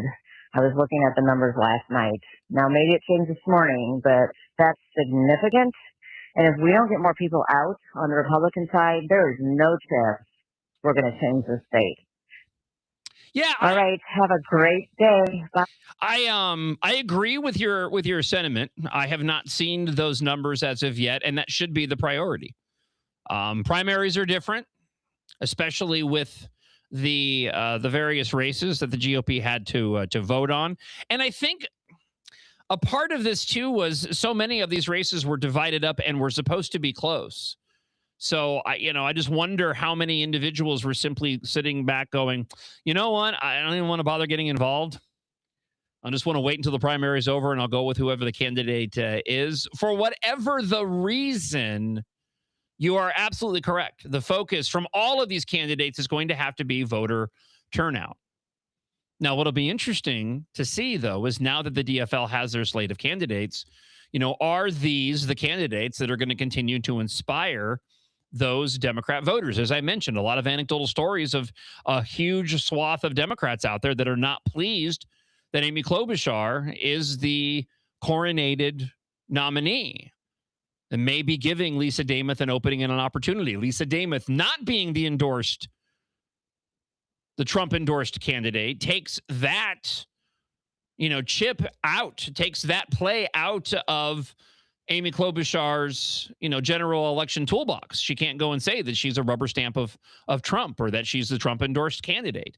So she can't use that line of attack on her. She's going to have difficulty going after her in terms of fraud. This is why I mentioned before that I wish in circumstances of Royce White, Mike Lindell, and all of the other candidates, I don't know where they stand right now in the wake of the election, your Adam Schwarzies and others, but I hope that they can put their differences aside and move forward and get behind the candidates, because with their added support, it would go a long way. Royce White does have 11% of hardcore voters that want to see him in office, but they're not going to get a chance to do that and probably never will unless Royce can calm down and actually partake in the process and genuinely try to go and win one of these elections. Be that as it may, that 11% could make a big difference when it comes to Lisa Damas. The number of individuals that voted for Mike Lindell could make a huge difference. And if they refuse to go and do that, then unfortunately, I feel like they're in it for themselves and they're not genuinely in it for what is best for the people of Minnesota at a time when, as I've been mentioning all morning long, I feel like the Republican Party is poised now to win statewide elections in a better way than they have been since I've been here in Minnesota. Let's get back to some of your thoughts here on the John Justice Show, presented by American Experiment. Let me go back to the blaster line this morning. Hey, John. I haven't heard, and I didn't get to listen to the first hour, but one of the things I noticed in the results last night was the difference in numbers of votes between the Democratic Party and the Republican Party. 300,000 more people voted for Democrats than voted for Republicans. And that is something we need to talk about. That's kind of scary. So like there was 330-some thousand voted for. No, this is the one that, my apologies for that. I was going over some email. Let's go here. 612-584-4566. John Nasslis, Mike from Clearwater again. One more thing. Can you talk about the Republican candidate for AG to defeat Antifa, Keith Ellison? If you could talk about him, I think he was the guy who defended Ryan Longren or the estate. Ron Schutz is who you are referring to. We'll certainly be having him back on the show very, very soon. You haven't heard much from Ron during this primary cycle because Ron hasn't needed to be heard from. Running unopposed in this election, so he was going to be the Republican nominee, and my expectation is that Ron Schutz more than likely is saving his money to go and run against Thief Ellison in the general election. So he certainly will be a guest on the show again in the very near future as we head into the general election. But he's a great candidate. I also think that Thief Ellison is absolutely beatable, and that is evident in how hard he has already been campaigning. The little man, the little Marxist commie in his stupid hat. I'm sorry, it's just dumb. I just don't understand the hat. Isaac, have you seen the hat? Which hat? Thief Ellison's hat. Oh, yeah, this stupid. It is a stupid hat. It's just bad fashion. And he had to get that off of like a Cabbage Patch doll because he's a little tiny dude. It does have to be a small hat. He's very, very small. No, but he's absolutely beatable. And I think Ron Schutz is the guy to do it. Let's go and hear from Earl. Morning, John. Morning. I don't know if you saw Esme Murphy in her coverage of the primary last night. Every time she got on, she must have said Trump sometime, like 5 times. The woman has PDS. She just needs to crawl back into her cuff. Thank you for the comment, as always. 612-584-4565. That just made me laugh. Good morning, John, Devin, and Isaac, whichever one of you is in the chair at this given time. Hey, you know what? It's a great day to be a Republican in Minnesota. Finally, I'm feeling it. I know I'm pulling out the old Dustin Gravy stuff right now, but you know what? If we don't start feeling it, it's not going to happen. So feel it. Get down with it. Let's go. We're going to continue to take your comments for the remainder of the show as we work through more information from last night's primary results here on the John Justice Show, presented by American Experiment. Remember, head on over to AmericanExperiment.org. Not only go to my page where you can go and make a donation and receive a fantastic embroidered logoed John Justice Show hat, but also the writings of our policy fellows here. New articles going up every day. This has been a source of content for me and my show for the 10 years that I've been broadcasting here in Minnesota. So it's an absolute privilege to be a part of American Experiment now, and to have access to these individuals who are right behind this wall here on a daily basis. And so I'd encourage you to head on over to AmericanExperiment.org and check that out. Newsweek has a piece up this morning. Lisa Damith's chances of beating Klobuchar in Minnesota's governor race. Continue to get your comments in. We're going to play more of those coming up in a moment at 612-584-4565. The article says says, if Lisa Damath is elected in November, she would be the first Minnesota Republican governor since Tim Pawlenty left office in 2011. However, forecasters do favor Democrats in the statewide election, with both Sabado's Crystal Ball and the Cook Political Report rating the race as safe or solid for Democrats, something we'll certainly be keeping an eye on, although, as we've been talking about all morning long, those polls were completely inaccurate in a lot of different ways, not just here in Minnesota, but across the country in the other races, including the Wisconsin race where Hong lost. The Minnesota governor's race is one of 36 gubernatorial contests taking place nationwide this year, a cycle that includes several high-profile open seat races, such as Texas, Michigan, Alaska, Iowa, Wisconsin, Nevada, and Georgia. It became an open contest after Governor Jim Walz, who ran for the presidency in 2024, announced in January that he was bailing on a third term. Klobuchar entered the race shortly after the announcement, although she didn't even really end up running or even acting like she wanted to run until the last couple of months. And even then, her heart's barely been in it. So it'll be very interesting to see how she conducts her campaign now that she actually is coronated as the nominee. The four-term senator quickly emerged as the party favorite, secured the endorsement last night, or the endorsement during the convention in May, finalized last night. Few public polls have been conducted in the potential general election matchups. Those that have been released have generally shown Klobuchar with a significant advantage over the Republican candidates, although the margin has tended to be narrower in surveys testing the Klobuchar-Damath contest than those featuring Mike Lindell. So the Mason-Dixon Polling and Research Group in June found that Damath, in the closest race since Klobuchar, that matchup, 48 said they would back Klobuchar, 40 would back Damath. Qualls trailed Klobuchar by 11 points with 37% compared to the Democrat senator's 48%. Lindell, however, trailed by 17 points. He received 36%, while Klobuchar's support rose to 53%. It surveyed 800 likely voters back in the beginning of June. The margin of error was 3.5 percentage points. An Emerson poll earlier this year, for what it's worth, had similar findings. Klobuchar led Lindell by 22 with 53 compared to his 31. Damath 13 with 51 to the Republicans' 38%. And Democrats' chances of holding on to the seat stood around 94% on the prediction markets of Kalshi and Polymarket as of yesterday morning. So again, we'll see whether or not this changes now that the races have been solidified.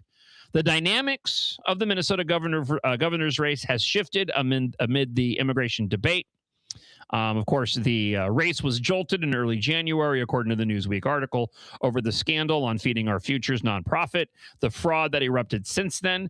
Republicans have accused Walz of inadequately responding to the scandal. Of course, this forced him to drop out, argued the administration did not do enough to prevent the alleged fraud.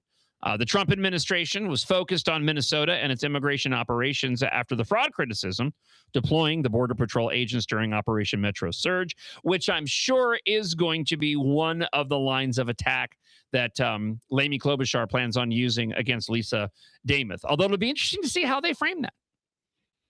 Because even I know that Lisa Damath had frustrated some Republicans with some of her stances regarding some of what was passed within the legislature, going back to the legislative session. So it'll be interesting to see how Klobuchar ends up framing those arguments against her. Let me go here just briefly, since we're on immigration, and I want to have the opportunity to look at some of the emails that have rolled in and the comments to the blaster line. Two things. First off, there's a new piece in the Minnesota Reformer today that I was shocked that they printed. Not surprised that they missed the bigger point in all of this. And maybe that's why they felt comfortable in doing so. Okay. So, okay, I'm sorry. This is confusing. Let me just share with you what I found. So the headline in the Minnesota Reformer, it says, with new tactics, ICE reaches new high in monthly arrests. I'm like, okay. Arresting academics at airports, setting up a checkpoint at a popular creek in the National Forest. The Trump administration has been boosting their arrests more so in July than the previous month.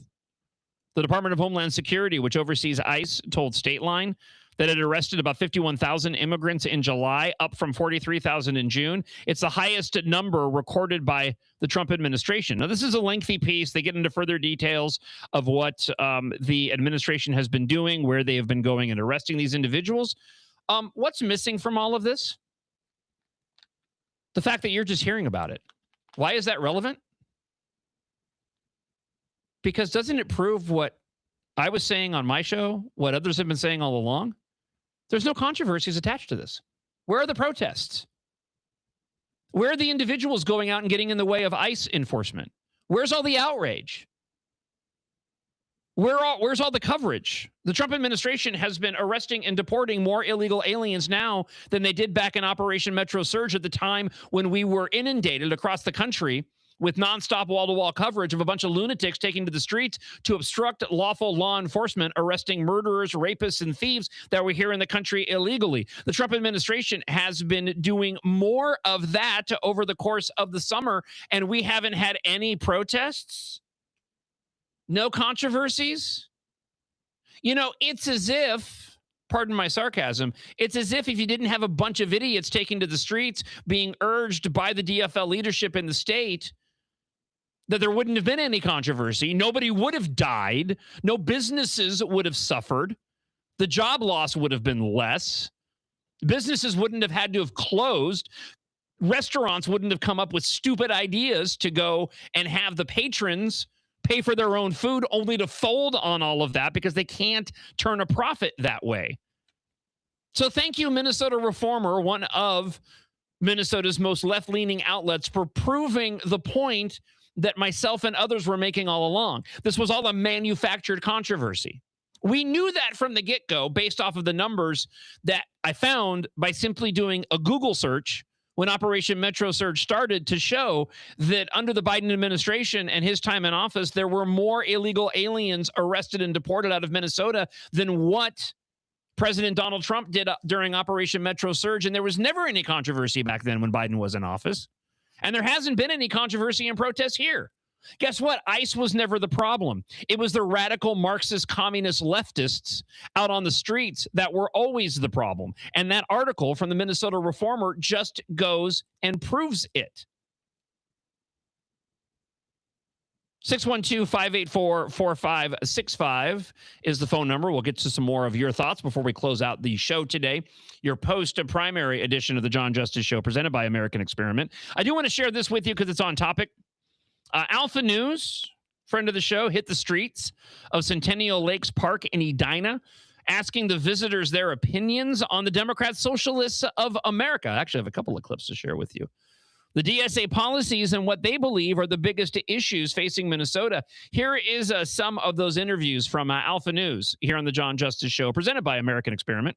I'm Rachel Van Rossum with Alpha News, and we are here today at Centennial Lakes Park asking people's opinions on Democratic Socialist policies and what they believe the biggest issues facing Minnesota are today. You might be surprised at some of the answers that were said and some that weren't. They want to abolish the national borders. What are your thoughts on that? That's tricky. National borders. That's tricky. Yeah. How can it be a country then if you abolish the borders? Well, I feel like we definitely need reform. Probably best that we consider more things like that. I don't think everyone should be deported, nor do I think we should not deport anyone. Sounds illegal. It does. How could that be done? I believe in law and order. We should have law and order in this country, and you can't have that with open borders and just letting everybody in. They want to abolish the Senate, so just get rid of that entirely, and then they want to replace the presidency with Congress-elected representatives. Before we do that we should give Congress more of the power that they're supposed to have in the first place. If they try to demolish that, it's kind of questionable. Would it be a good thing or not? I don't know. I haven't heard that. Again, that feels a little outrageous. Having those institutions, that's what gives us separation of powers and makes us a great republic. I don't know. I think when our three branches work the way they're supposed to work, but at the same time, it's not really working now. They also did say that they wanted to phase out prisons and abolish prisons. That's tough because, I mean, obviously we have to have some type of prison system. But yeah, obviously we have to have some type of. It's tough. Got to have some type of prison system. I don't know. What else do you do? I have a few more minutes that I want to share with this. Before I do, there's an email that came in. I don't want to get too far from the previous question, but they were talking about Amy Klobuchar, her seat versus Angie Craig's seat, why one had to give up one over the other. Kate wrote in, the reason Angie Craig had to give up her seat and Amy Klobuchar did not is because you can't be on the ballot twice. Amy isn't up for re-election, and Angie would have been. So there's the quick answer on that. Thank you, Kate. I appreciate it. Let's get back to these this Q&A from Alpha News but this the morning. current prison system has to be checked. I think they should keep prisons. What do you think currently is the most pressing issue that's facing Minnesota right now? We do need to come back to Minnesota Nice and understand that we all are families that need to, nurture and help each other. Leadership. All the things going on with fraud. We're under attack by the federal government constantly. We're getting funding cut. We are being asked to hand over private and voting information. The medical field, I think, is being hit right now due to the economy. Even the fraud that's been uncovered and continues to be. I think the biggest issue is not having a worldview perspective that actually looks at the world objectively, and people not having an understanding of what's happening around the rest of the world and realizing how lucky they are over here. You can check out the entirety of that piece over at alphanews.org. I would encourage you to go and do so. Keeping with the theme, before we get ready to close things out with a lightning round of your comments to the blaster line this morning here on the John Justice Show. Caroline Leavitt, talking with Fox News yesterday about the state of the Democrat Party. This is what she had to say. But I believe that there are millions of Americans across this country who see these Democrats for who they are. These are radical, extreme liberals, socialists, communists, whatever you want to call them, Sean. What matters most is their extreme policy positions. This is no longer the Democrat Party of JFK. Heck, this is not even the Democrat Party of Barack Obama. This is a party that has been totally captivated by these far left extreme liberals who support massively raising your taxes, who support abolishing your police, who support abolishing private prisons, who support reopening our southern border and our nation's borders to illegal alien criminals all over the world. These are radical Democrats who support terrible policies across the board. Again, taking away your private property, abolishing the police, banning prisons, and just allowing complete lawlessness and chaos across our country. We had 4 years of that under Joe Biden. Thanks to President Trump and Republicans and common sense policies across the board, our country is safer. Our country is more affordable. We cannot allow these radical, extreme, far left liberals to take power. We have steady progress under President Trump right now. If these radical, extreme liberals are given a chance at power here in Washington, D.C., they will try to obstruct this president and turn our country into a communist hellhole with every extreme liberal policy that they try to implement. She's just the best. Caroline Leavitt is just the best. Like, I don't know. I feel like this is, in terms of where she's most effective, this is incredibly effective. I think it's fantastic that President Donald Trump has a spokesperson of her caliber who's able to articulate, and clearly better than I am, who's able to articulate her points. There's a part of me that says she should run for office, but then I go, no, stay in the role that you're in, because I bet you're way more effective that way. One more clip, and then we'll get to some more of your thoughts before we wrap up Wednesday show. And thank you to everybody who's participated in the show this morning. Hillary Clinton. So earlier in the week, she ended up inspiring the house band, the AI Overlords, with the Communism Kool-Aid track. That's what ended up inspiring me to have the AI Overlords create that, because she said that she was concerned, that she believed that the GOP's attacks, doing that thing with my fingers, calling the Democrat candidates communists, those aren't attacks, it's just a fact. She stated that she thinks it's going to be an effective attack. So she does that, and then she goes and she makes a comment like this, wherein she compares President Donald Trump to, I'm not even joking, Saddam Hussein. I think there'll have to be some, you'll probably have to take down the arch, which he is determined to put up, which I think is just a terrible idea. I think we'll have to worry about the reflecting pool because it's not going to be fixed by the time he leaves, assuming he leaves. So there's going to be a long list. I'm making a list. Are you making a list? Are you going to de-gold the horses? De-gold the horses, take down have you seen them up close? Gold. Yeah, I saw a picture. Feels like Saddam Hussein. I mean, it is like, seriously. you know what? That's a very, when I was in Baghdad after the fall of Saddam Hussein, I had meetings. I was then a senator. I had meetings in some of his palaces, and they were quite reminiscent of what we are seeing in our own White House. It's just like Saddam liked gaudy things and Trump liked gaudy things. I mean, they're just like each other. She can't go away fast enough either.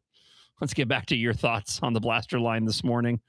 612-584-4565 if you would like to leave a comment. John, friend of the show, Kyle. Great to hear you on the air. Few points from last night. The one thing that really confused me is how Peggy Flanagan got so much support. Clearly a lot of radicals voting for her, but the other candidates kind of running against Amy Klobuchar didn't get as much. I'm a little dumbfounded by how they would elect or choose to elect her as forget it. I lost my train of thought. Either way, the numbers seem weird. Here, let me help you out here, because you do actually make a relevant point in the middle of that, and it doesn't just happen to you. It happens to me even when I'm going in and doing the show. We had a previous comment that came into the blaster line that was questioning the number of Democrats who turned out versus the GOP. I think a big reason why is because of the amount of individuals who turned out for Peggy Flanagan. I think she had a tremendously powerful get out the vote machine apparatus in place, and that is clear by the amount that she ended up beating Angie Craig last night. I thought Angie Craig was going to squeak out a victory, and Amy Klobuchar essentially clobbered her. So I think that while Democrat voters in primaries typically skew higher in terms of the percentage of individuals that come out during primaries, I think it was also the fact that Peggy Flanagan had a get out the vote machine in place to sweep her into victory was another big reason why that Democrat voter turnout was as big as it was last night, even though it was still low across the board. Good morning, John. I feel like we dodged a huge bullet. Not getting Mike Lindell the nomination. My gosh, after listening to those clips you played of him, he is not electable. Sure, he's a nice guy and his heart's in the right place, but no thanks. John.justice at AmericanExperiment.org is where you can drop me an email. A few more thoughts from the blaster line before we close out Wednesday's show this morning. Mike Lindell's big mistake was to go to that amnesty deal. I think that really cost him a great deal. He just needs to be a good sport about all this. Yep. Like you say. You know, that's a really good way to word it. He just needs to be a good sport about this. I think that's sage advice. If you take anything away from today's show on this Wiener Wednesday, just be a good sport about it. All right, let's wrap on this. Hey, good morning, John. I was wondering if you have any thoughts about the Hennepin County attorney race. It's so crazy in Minneapolis, the law enforcement. If you have any thoughts about if the winning candidate can probably make any meaningful change in law enforcement. Thanks. So I talked about the Anders Folk and Cedric Frazier race, stupid ranked choice voting. Our guest earlier this week, Diane Krenz, did well, but didn't end up making it clearly to the final round in that. And Anders Folk is a lesser of two evils.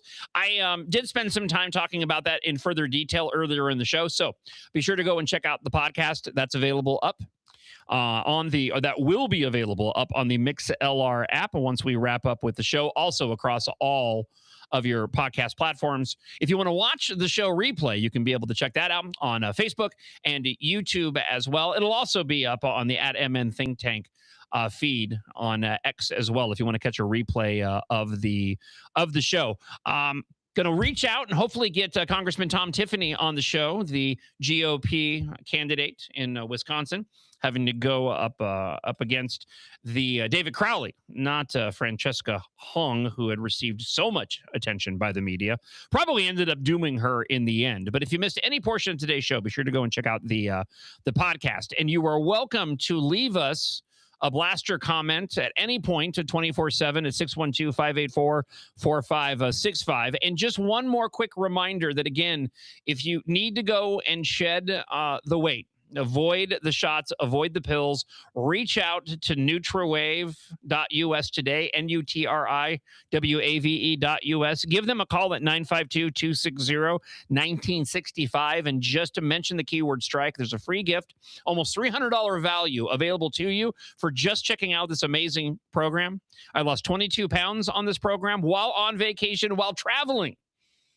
And even came off of the diet, kept the weight off, and I'm doing another round of the program right now because that's how much I believe in how healthy you can go and lose the weight and quickly as well and keep it off permanently. Individual results may vary. Again, no shots and no pills.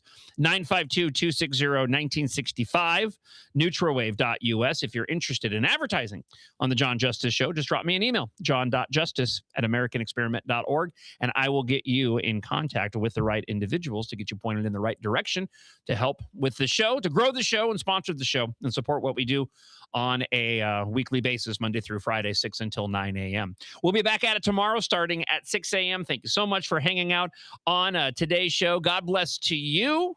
And I'll talk to you guys tomorrow morning. We'll go out with the short version of Zima Fizz. Oh, and I just because I can, because I'm under a time constraint. In the run-up to the show before 6, I've been playing parodies as a lead into the show every day. Somebody was complaining because I included the alternate version of Zima Fizz. They were like, who screwed up Zima Fizz? Because they liked the first version. I saved that version for either the end of the show or for Freedom Fridays. So make no mistake. The original Zima Fizz is not going anywhere. Have a great day, guys. Talk to you tomorrow. Bye.